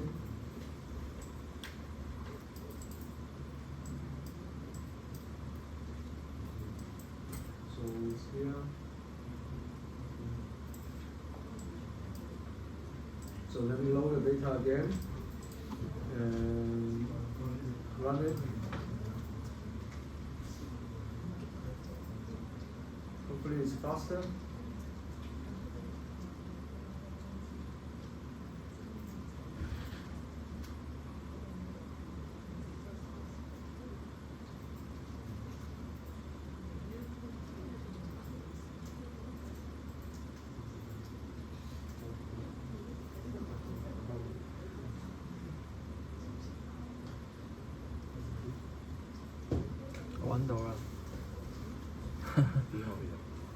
Although we already delete many of the data, we still have 20,000. So it's a much smaller number compared to before, but then still quite a large amount. Okay, now it's done. So let's go back to the layout. So we have a curve here. So we can try to scale it.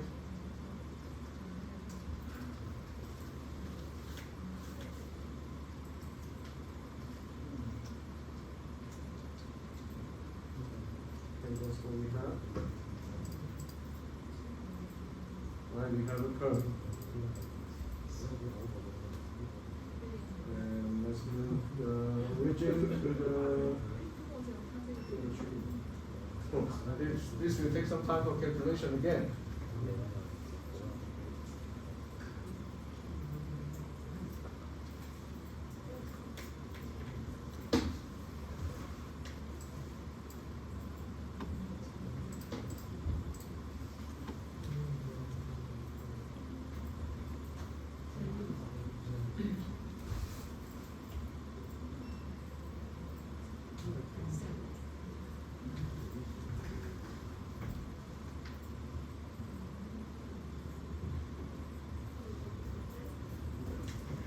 พูดแข่งหนังปิ้งอะ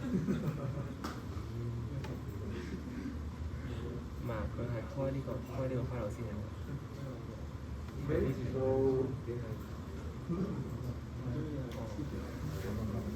let's do the modeling.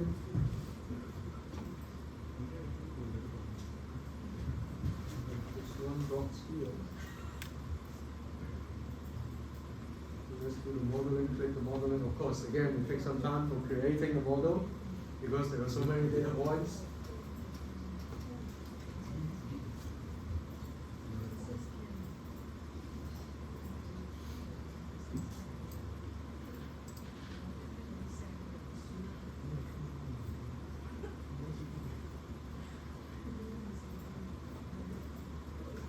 Check if the sampling rates can be reduced.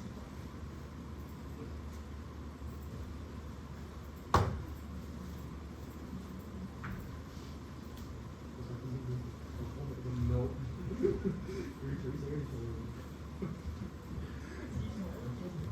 Okay, so now we have.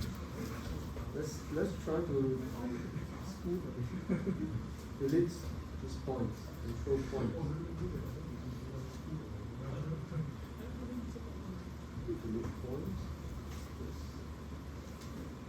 Because there's one sort of like outlier up here, because then you see this triangle, you don't want this triangle.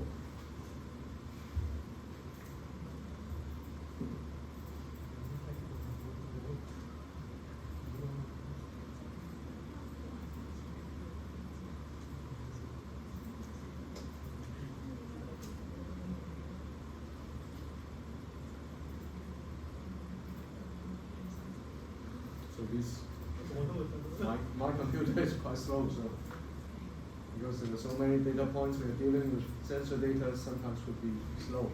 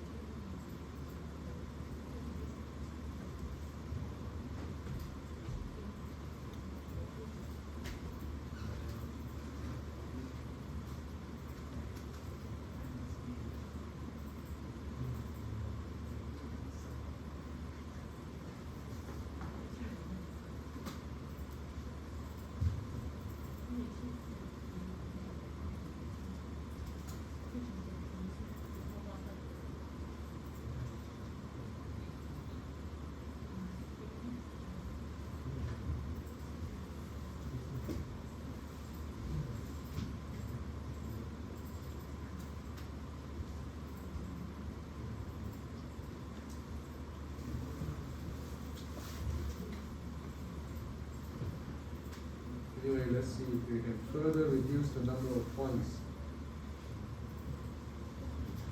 Just make our life easier. So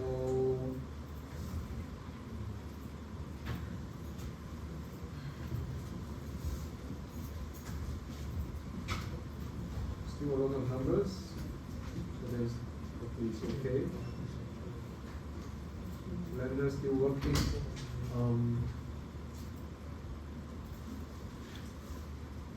So what we can try to do is to further reduce the number of points.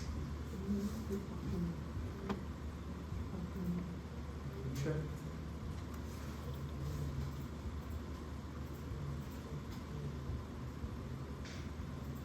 What we're actually really interested in is from 2000, around 2000 to 12,000, right? These parts is the touching curve. So from 2000 to 12,000, we find 12,000 first.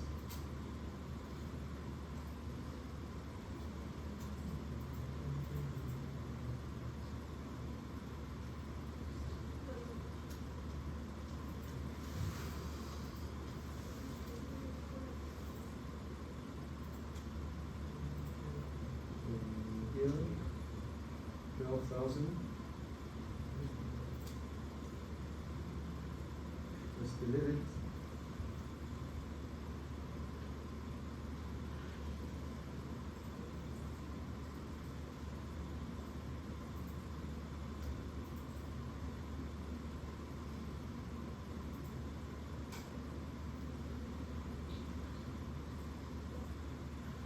And 2,000.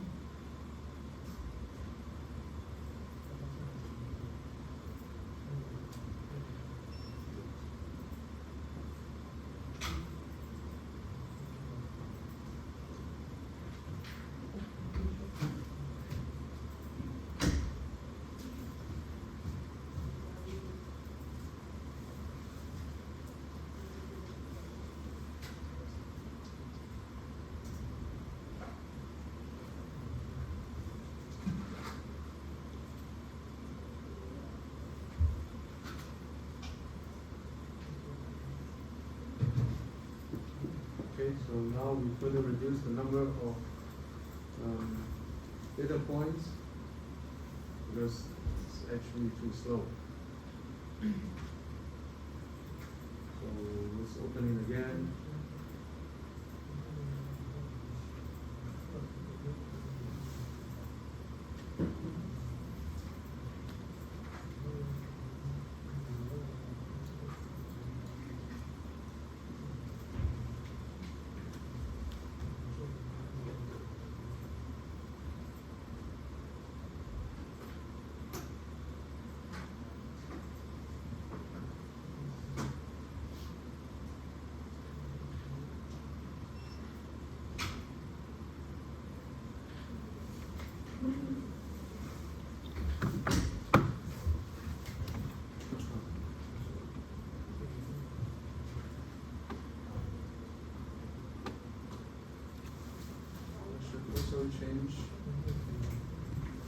Change this number. Should also change this number. Let's say it's about 10,000. Okay, it's about 10,000. That's the number we want to load.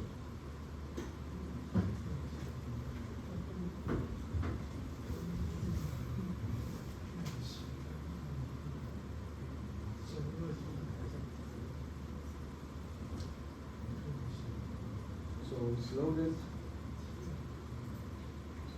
So here's the data. And let's try to scale it a little bit.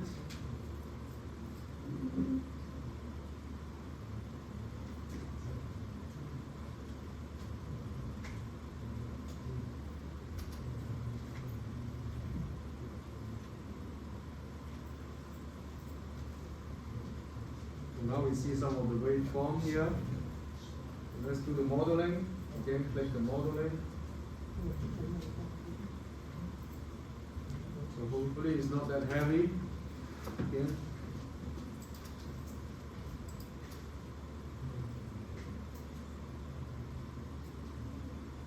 Okay, so now let's again delete these points. It's outlier. Delete points. Takes forever. Yes, it takes forever. Because it needs to recalculate the shape.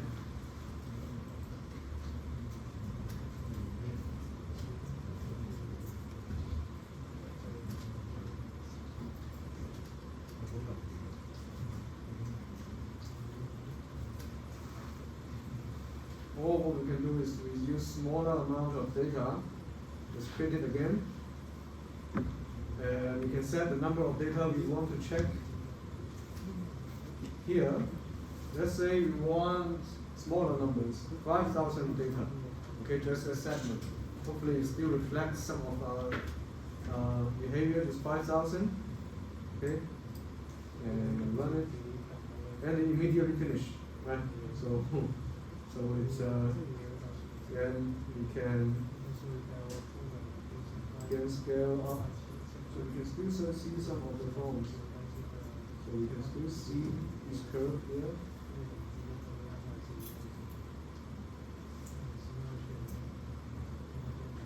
So we can still see all this data the shape. Okay, depends on how we scale it. Okay, and we can set the origin. Now it's faster, right? So we set the origin here, and we go to modeling. Okay, and we can select all the points.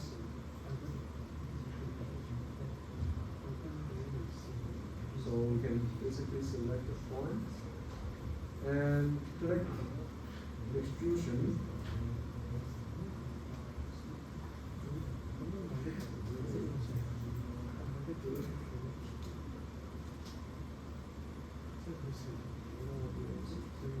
Sorry. Create the point. Because this is a curve. Okay, this is a curve. You need to convert it to mesh. Okay, this is important step. I missed that because of the data stuff. So I convert it to mesh. Okay, convert it to mesh. So now it's a mesh. You see here it becomes triangle. Previously it's a curve, right? So then we can start to do the modeling by selecting, click modeling. Now you see that we actually comes to modeling tab, so that we can start to do the modeling, and we can start to select all the points that we are interested in. Select all of them. Select all of them. Okay. And right click, extrude vertex. Okay. Extrude vertex, so we can see it goes up.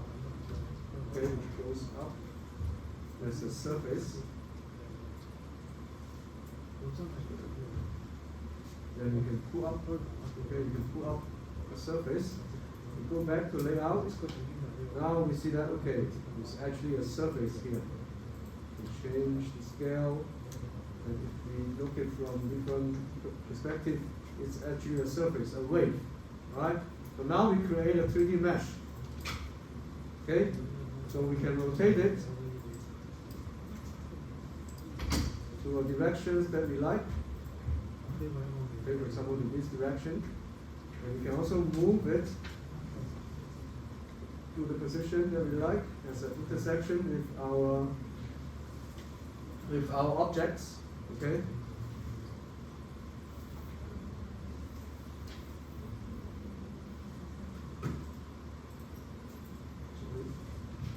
So hopefully it has an intersection with our objects. We can move the object as well. So now we can start to deform. Okay? We move up a little bit. Now we can start to deform. So we have this object here. We have this object here. We have this curve here. Okay? So we have these two things. So what we want to do is to modify the shape of these objects according to this curve shape. Right? That's what we want to do. So we go to these objects, okay, and go to these lines of menus. You see there is a spanner here. Okay, it's modified. It's called modifier. You can add modifier. There are many different types of modifier here.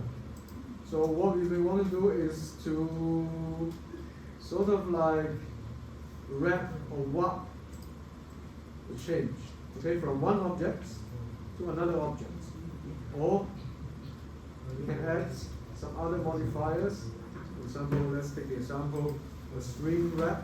Okay, let's say add modifier shrink deform, deform modifier shrink wrap. So basically wrapping wrapping a new surface to the object. Shrink wrap. So the target object is this one. Okay, my curve. Okay, this is my curve. So I want to have this my curve. And whether or not it's surface or inside or outside, okay, up to you. Maybe inside. Okay, you can see as I move these objects, the surface of the object actually moves. Okay, I can move it down as well, move up as well. If I move up, okay, so and if I hide this object, so you see that the shape of the stone or of this object actually change. Okay, so this is by this modifier, and you can also change the how to say, offsets to create more spiky effects. Okay, if you look at like all these effects, okay, show it, and if I move these objects, right, so they can move up a little bit. So if I move these objects, you can see the surface actually change, right? And if I change the offset to smaller or 0,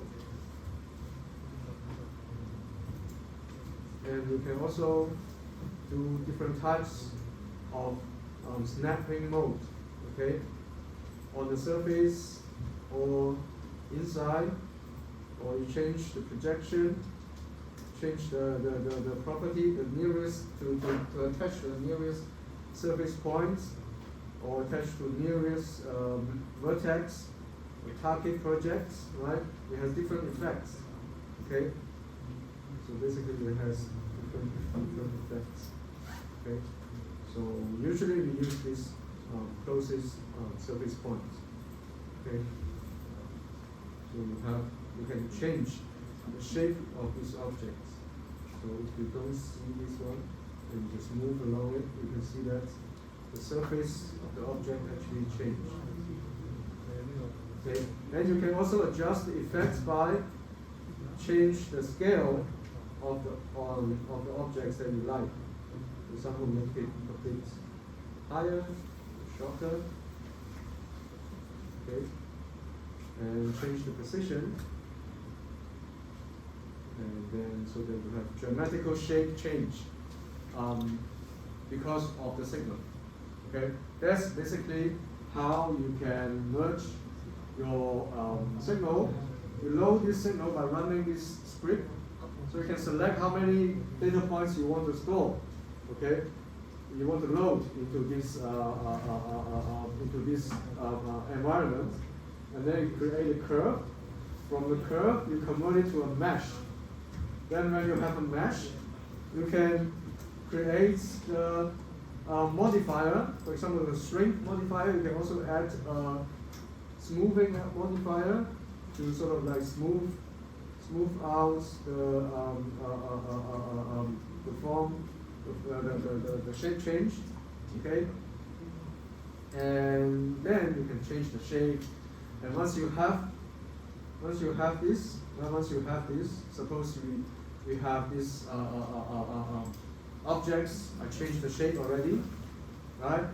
So I can export it, file, export to OBJ 3D model. Okay, I will export it again. Export it the name. I give it a name. Say deform objects. Okay. I only export the selected objects. Okay, only the selected one I want to export, not the others. And I export it, so I can have deform objects. Right, I can open it and take a look at it. Right, so this. Okay, so then you can create a shape or whatever. And then you can have a sort of a trace and outline of the objects for the laser cut. Okay, so that's basically how we basically combine signal and the 3D model. Okay, hopefully you get an idea on what to do. Okay, so that's basically the practice. So I want you to download, and we still have about 45, less than around 30 minutes, half an hour. I will encourage you to download all this from the Canvas. So basically, if you go to Canvas and sample code, Friday, Victory Friday, and this blends file is the Blender script. You can open it using Blender, and we have a 3D model for you, and we also have an ECG CSV file for your practice. You can try a little bit, okay? So yeah, I would suggest, encourage you to try it out for now, and yeah, at least you know, and if you encounter problem, feel free to raise your hand and ask. Okay?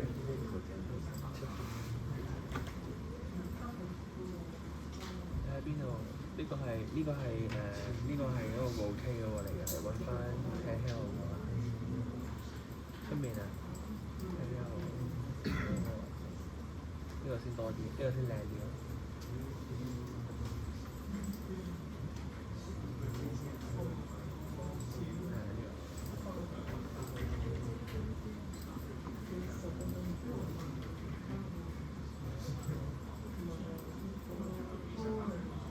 我 down 唔到個 EA， 我 down 唔到呢個，唔知點解。你試下咁收。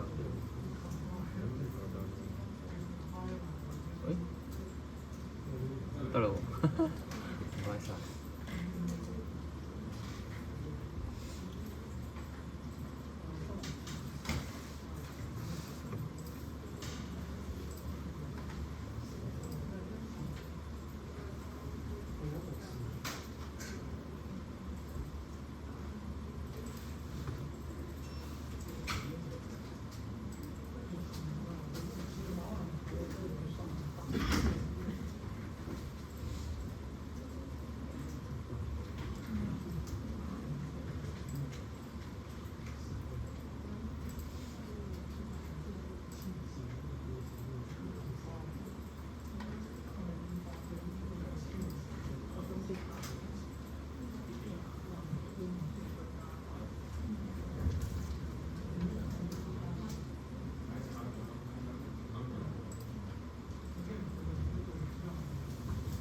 So for next week, we will go back to the previous room and have our lecture. Okay? 好痛啊！唔知喎，睇下先。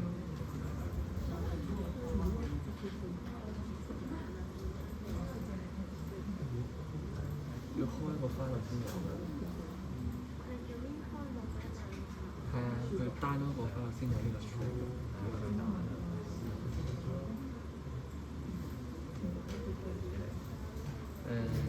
佢咯，跟住 Toby 又知啦。星期五我都係。Folding material paper。咁多嘅呢個。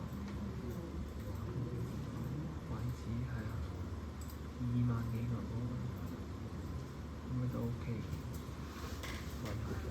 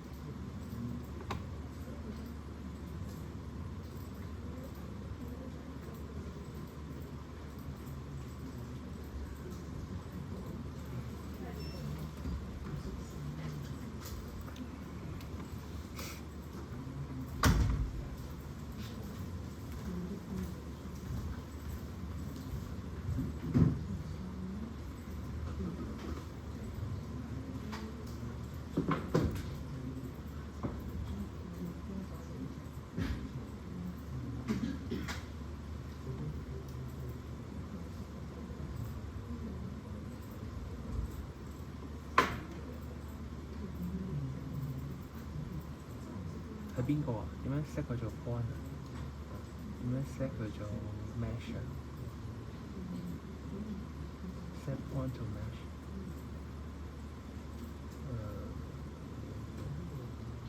冇嘅。唔通係我試得晒佢先，我試得做咁長嘅。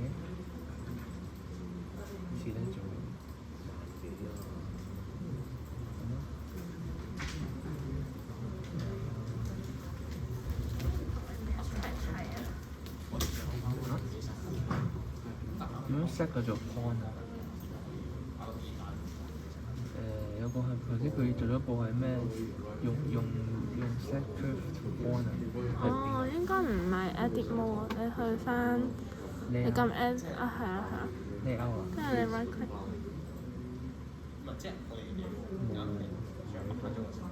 我睇翻 info to measure 應該係。跟住再 model 嚟係。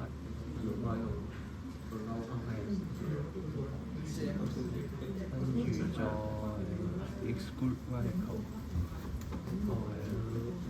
佢係唔知撳幾粒啫？哦，撳呢個。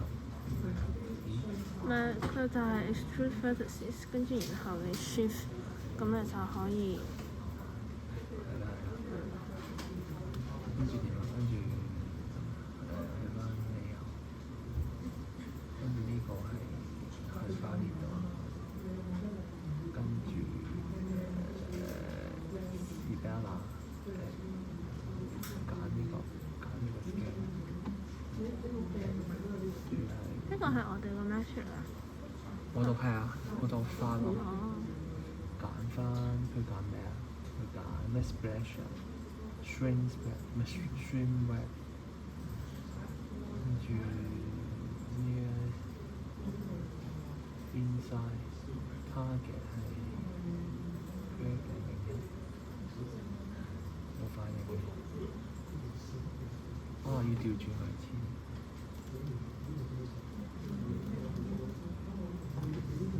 冇踢佢，冇踢佢，好，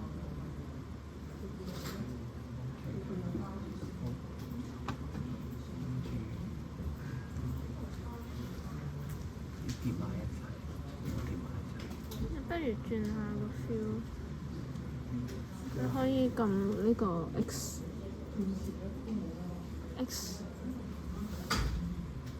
又疊埋一齊。嗯。係啊。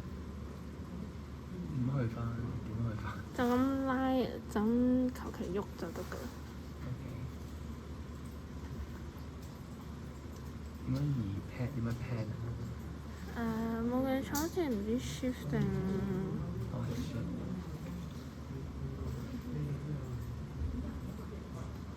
係啊，接住嘅。佢有冇影響到佢啊？未搞呢個，搞埋呢個。呢個啊，會影到佢。有啊有啊有啊。咦 ？project， 但係佢好似好少影響，冇乜影響。有冇揀 target 係？有啊有啊。curve 㗎嘛 target 係 curve 㗎嘛。你想 offset 再勁啲？冇反應。咪試咧嗰條 curve 係咪應該係？試一條 curve 咩？我哋揀翻個度花。係。冇反應。可能揀 ES vertex。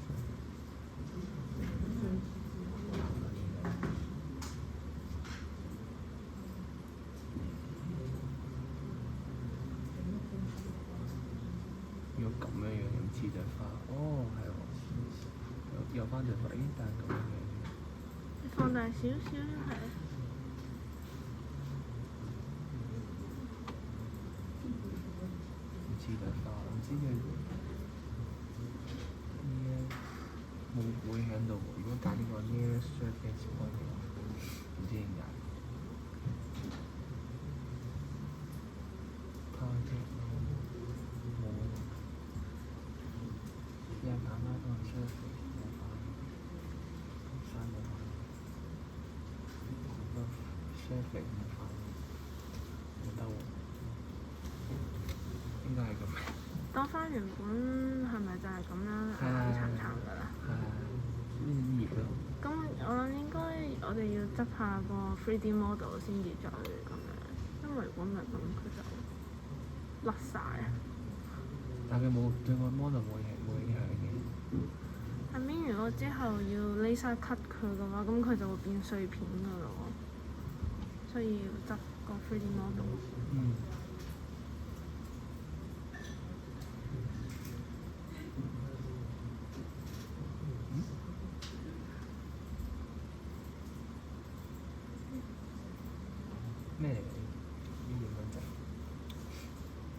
你用 rap 啊？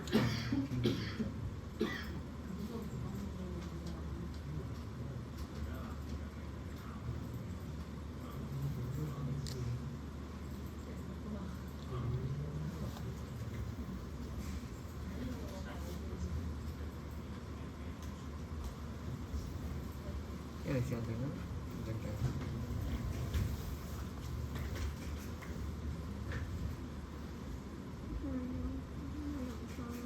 開心啦佢，佢超咩？你嚟咩？天生。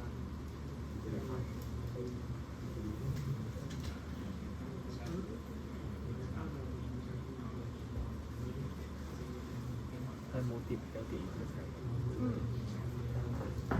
有碟埋一齊嘅。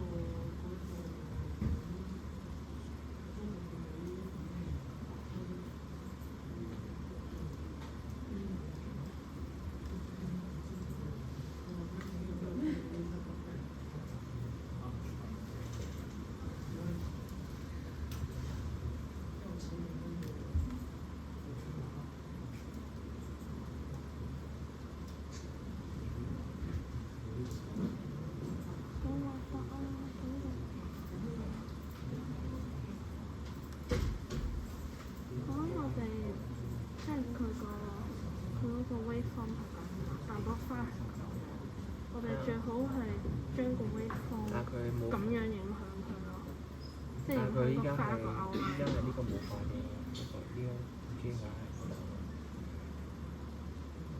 唔知點解呢個係咁樣。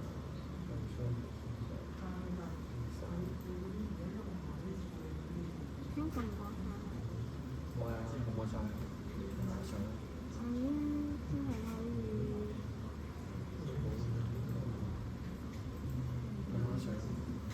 阿 Sir，我問你 Blender 啲嘢，點解我揀呢條 curve 啦，喺個 CSV 嗰度，呢條 curve，跟住target 佢啦，跟住揀咗呢個 inside 啦，冇反應。係啊。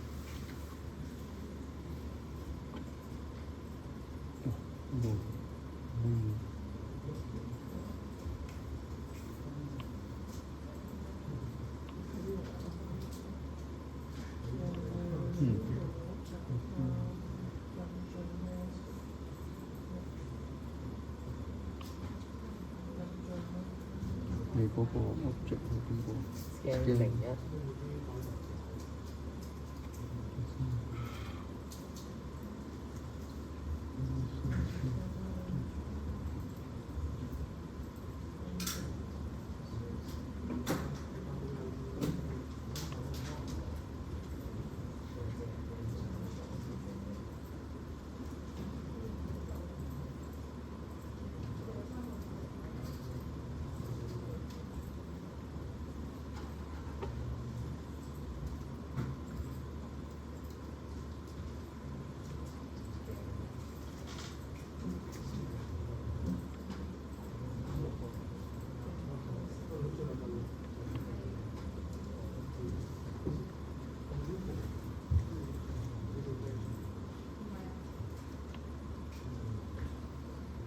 再試下整多個再。用佢呢個得唔得？用佢上面嗰個區得唔得？呢個？係啊。試下。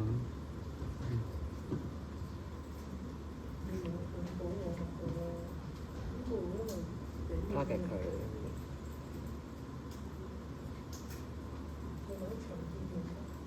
擺埋一齊先得，都冇 intersection 呢個會 project 過。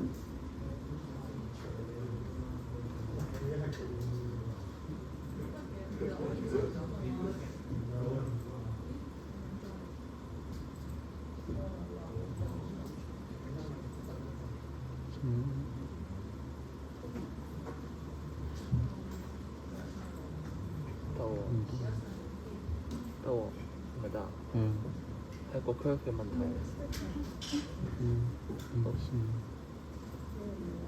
得喎。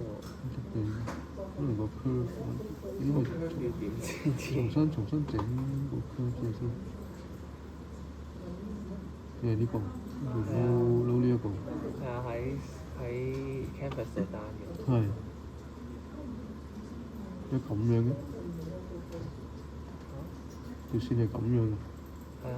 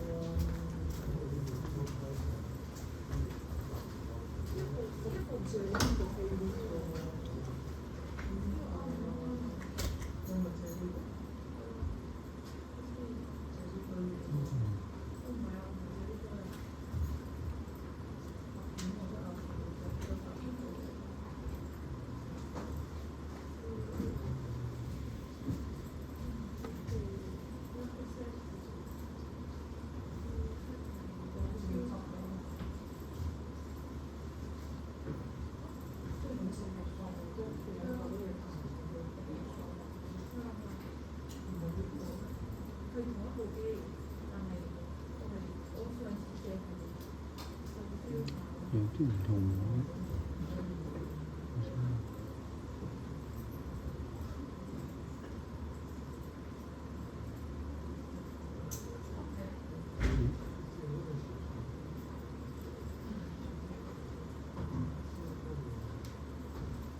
呢個 data 好似好奇怪。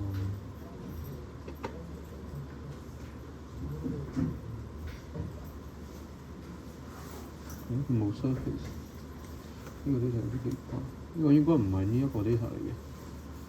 呢個唔係呢一個 data 嚟嘅。睇下先，我再擺第二個上去。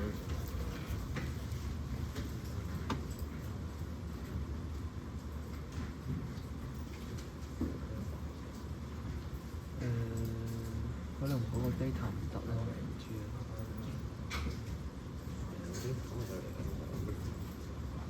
4號，可能係啊，試下先。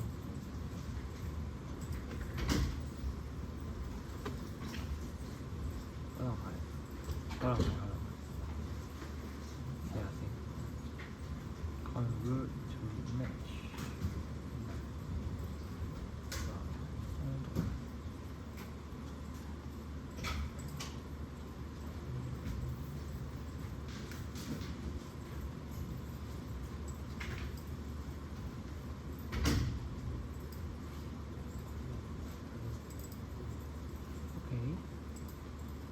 唔住嘅，你睇下先。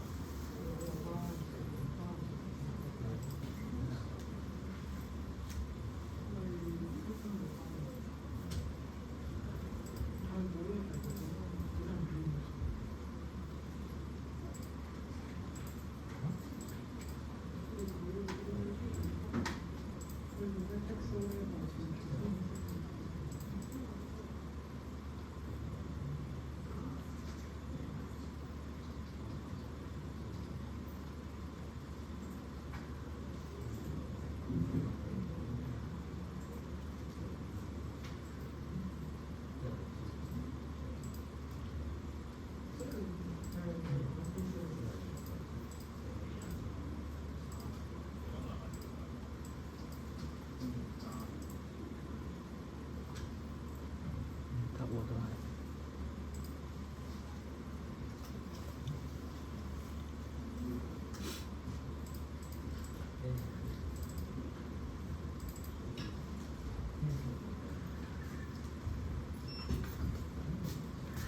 試下。瞓咗。我試咗 roll one 頭先02，哦，係啊。但係都唔得喎。唔得咩？嗯哼。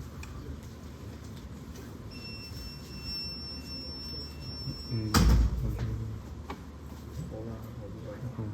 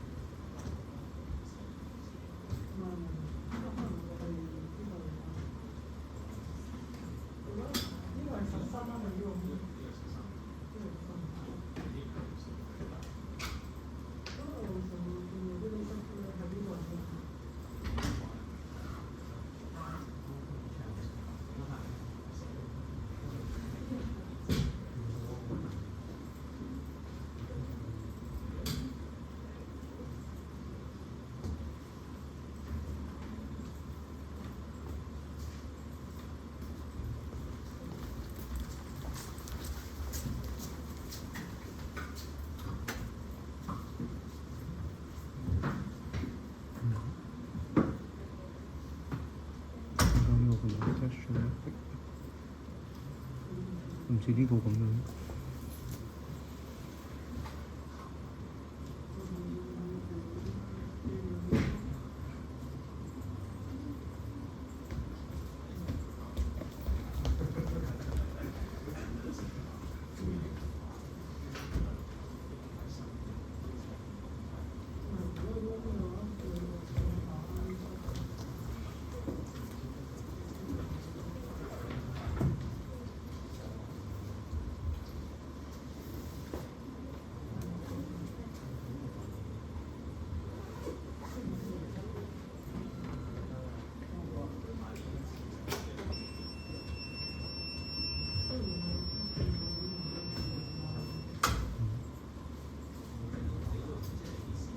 唔得嘅。嗯。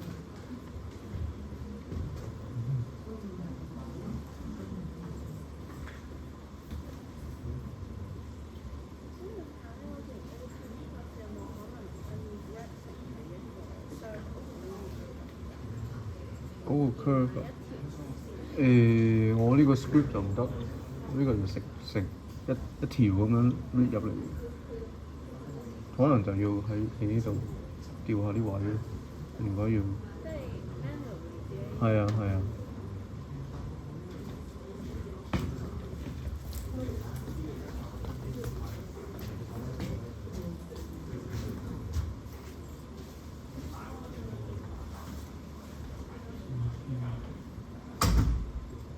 咁樣我睇下我啲。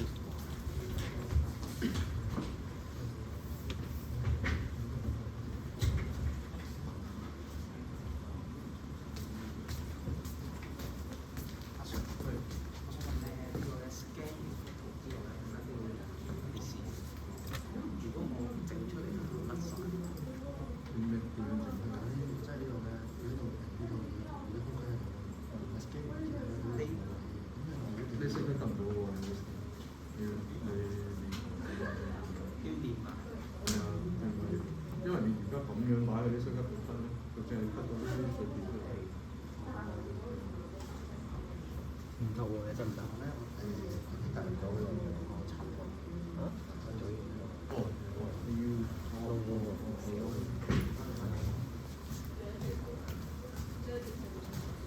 咁佢都話咩？如果得咁樣嘅，即係個 mesh 咁散咧，呢晒 cut 出嚟就淨係得啲碎片，即係要問題係依家佢好多 script 都整唔到。我諗佢會再執嘅。係啊，不過嗰個 3D object 我哋就一定要整好佢。上邊嘅 shape 過型，呢個啫嘛。我哋 cut 嘅時候都係一個橫切呢個，即係而家咁樣剁啦，我哋係咁樣攞一片出嚟做我哋嗰個 shape 嘅啫嘛。哦，cut 完之後可以喺 Rhino 用將 3D 咁樣，即係咁樣整成 2D 噶嘛，上次 Tobias 我哋唔係要一塊嘅啫，唔使成個裝翻個邊出嚟。係啊，一塊咯。我哋就要嗰個快切嘅。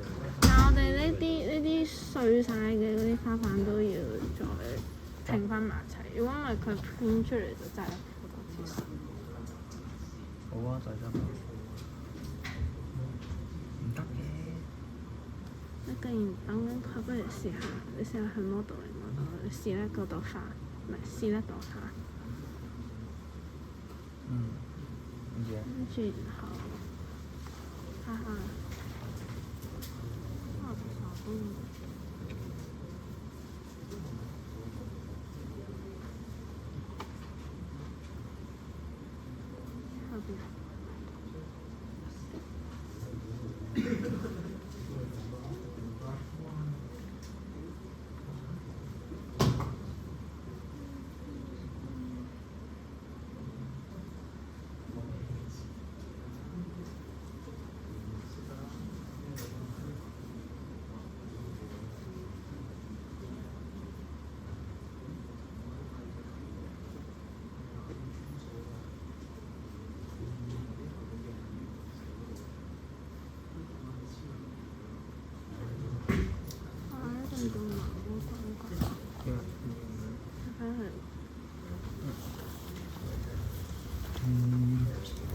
頭先有個位講錯。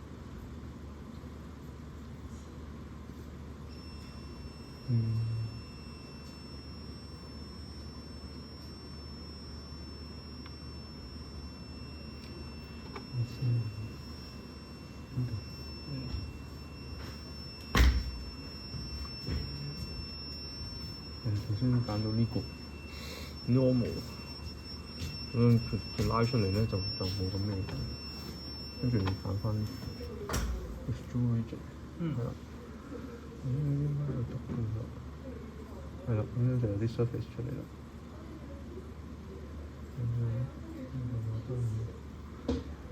你打橫都得嘅。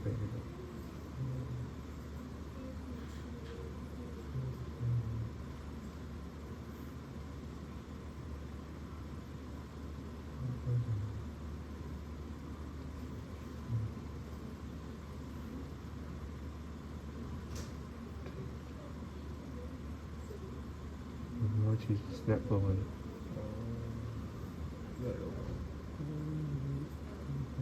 教下啲位啊，或者點樣點樣。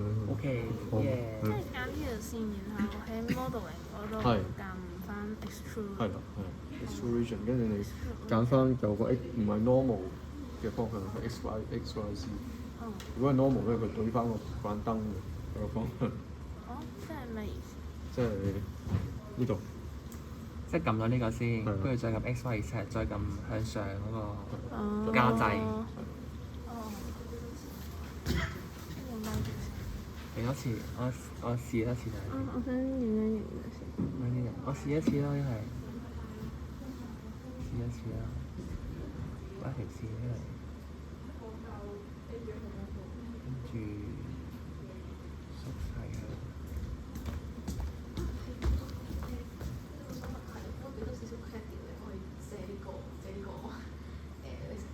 你要 send email 俾我，我而家仲我俾唔到 credit 你嘅，係要佢 send 係咪？你 email 俾我，再 forward 俾佢哋啦。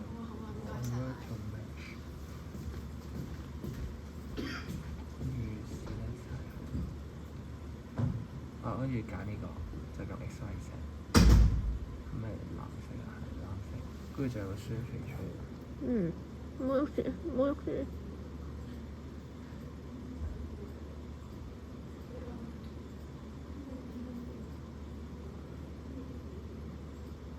OK， 試下先，跟住rotate佢。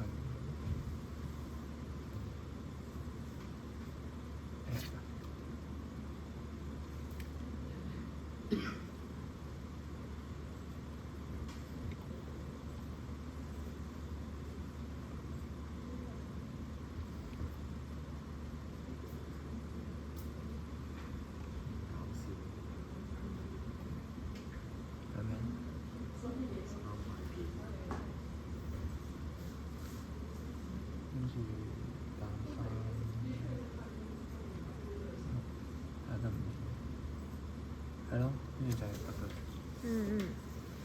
好樣衰啊！剁爛咗花。佢爛晒咗花。冇啦，你就剁爛咗，我哋砌翻。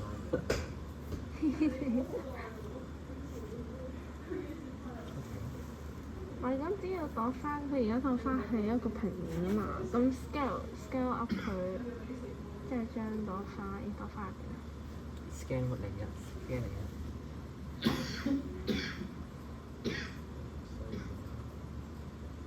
如果呢隻球唔夠成個，我會參考先。士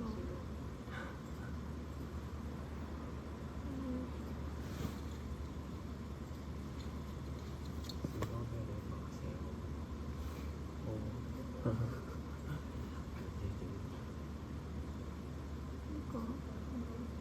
做咩啊？你就我想即係點樣咧？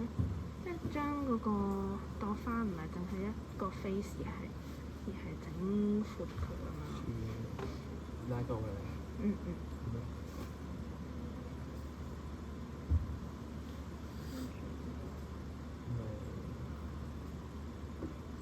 拉高咗啦。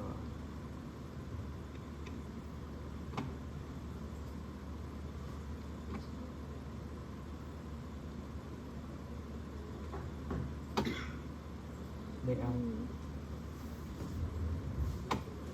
試下喐條 curve。Mirror 咯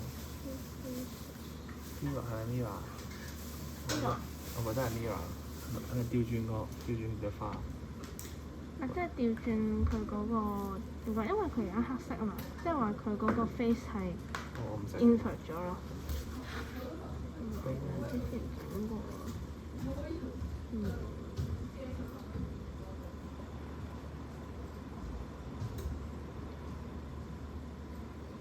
要 highlight 佢 model mode 要 highlight 晒成部。我黑色就係 flip 咗。有。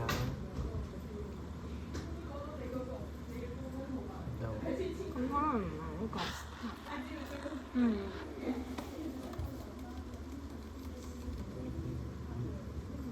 或者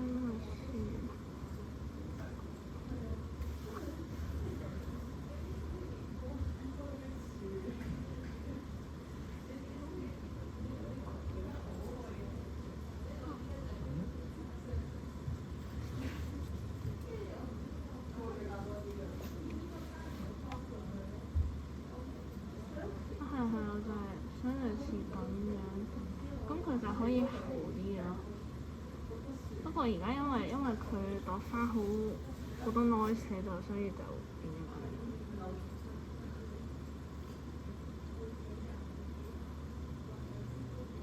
核突啊！嗰個。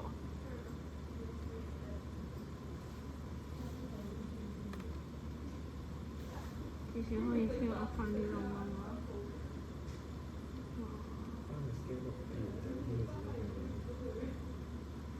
驚用影相。係咯，我哋試下影相，如果唔係咁樣咧，咁樣吸唔到喎，係啊。都唔會用到嗰個嚟整嘢。係啊。再整啦。咁即係呢樖嘢可能花姐影相 scan 嗰個就靚過嗰個兩條嗰部機喎。啊，可唔可以開個士多啤梨 OBJ？ 佢哋太早整好不奇嘅咁。都係咁樣。影相。可唔可以開個士多啤梨個 OBJ 啊？或者開多個新 document？我覺得 OK 啦，唔知喎。仲差過嗰兩條片啊嘛。係啊。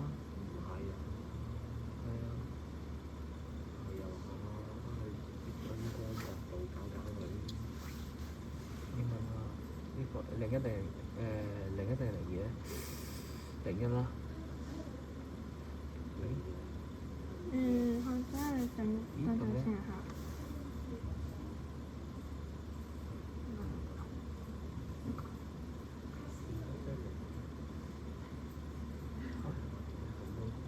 喂，咁嘅？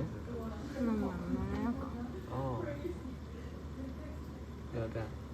咪嗰個大街嗰個咯，你頭先識咗嗰個 Scan 01。大家哦。佢應該太細啦，一陣嚇。可唔可以 scale？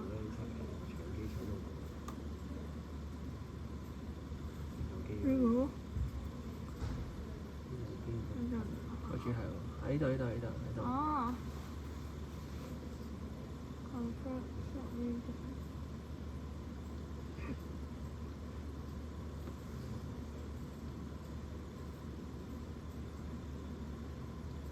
放大睇下啱唔啱？我 set 嗰陣已經 set 咗 medium 㗎啦，已經唔係 low 㗎啦，所以應該唔會拗柴。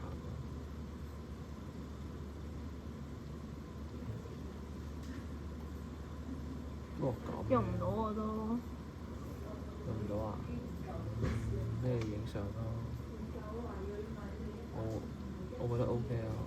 唔係㗎，但係你呢張 cut 就會 cut 晒呢啲咁樣一粒碎碎㗎咯。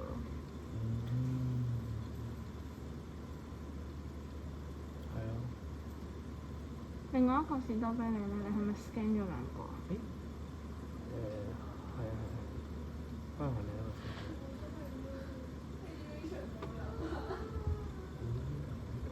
可能士多啤梨好啲咯，植物就唔一定。哦，係啊，你睇到呢個先係。植物嗰個應該去揾啲葉啫，睇啲你試下咯。整翻酒邊跟住開啲花啊果嗰啲。呢個先係。呢個 medium。呢個係咪好啲啊？係啊，中間佢有圓嘅可能。唔知啊，我覺得 OK 㗎，你想自己整都得嘅。用呢邊咯，係呢個幾乎係已經 close 咗㗎咯喎。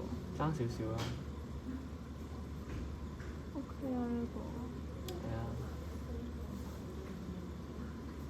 我係 set 到30個，即係嗰個佢有得轉幾多下㗎嘛？原本就8下嘅，我哋一開始嗰陣，我整咗做30下。呢啲 fill up 佢就 OK 咯。唔係好記得點 fill。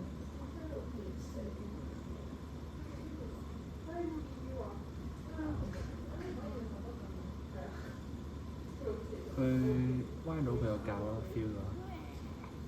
係咯，咁我哋之後咁士多啤梨 OK 嘅。係啊。朵花唔得啦，應該。朵花我再 set 下咯，不過係咁樣啦，朵花再 set 下咯，未必唔得嘅。朵花用影相咯，葉咧葉得唔得？葉嗰個好完整啦。開個盆栽嚟睇得唔得？乜都翻去再影下試下先，可能嗰啲咧。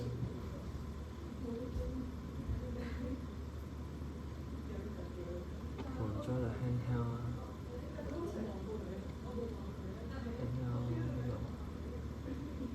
不過冇講過。睇下呢塊。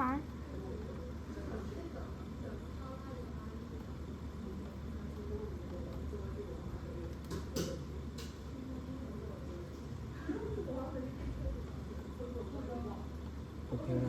你試下試咧佢。試咧呢個？嗯。哦，幾好喎。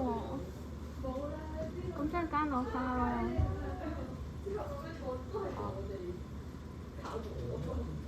亦 OK，花可能就算咯，時間。嗰個 BB 士多啤梨有冇啊？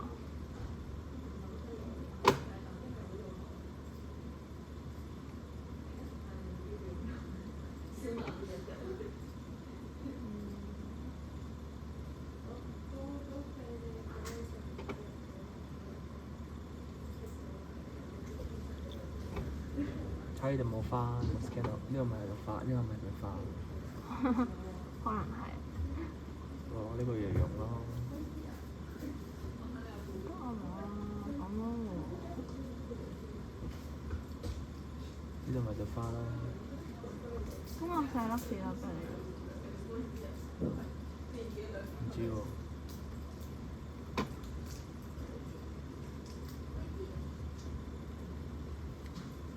呢度啊？呢個大粒嗰個。呢個大。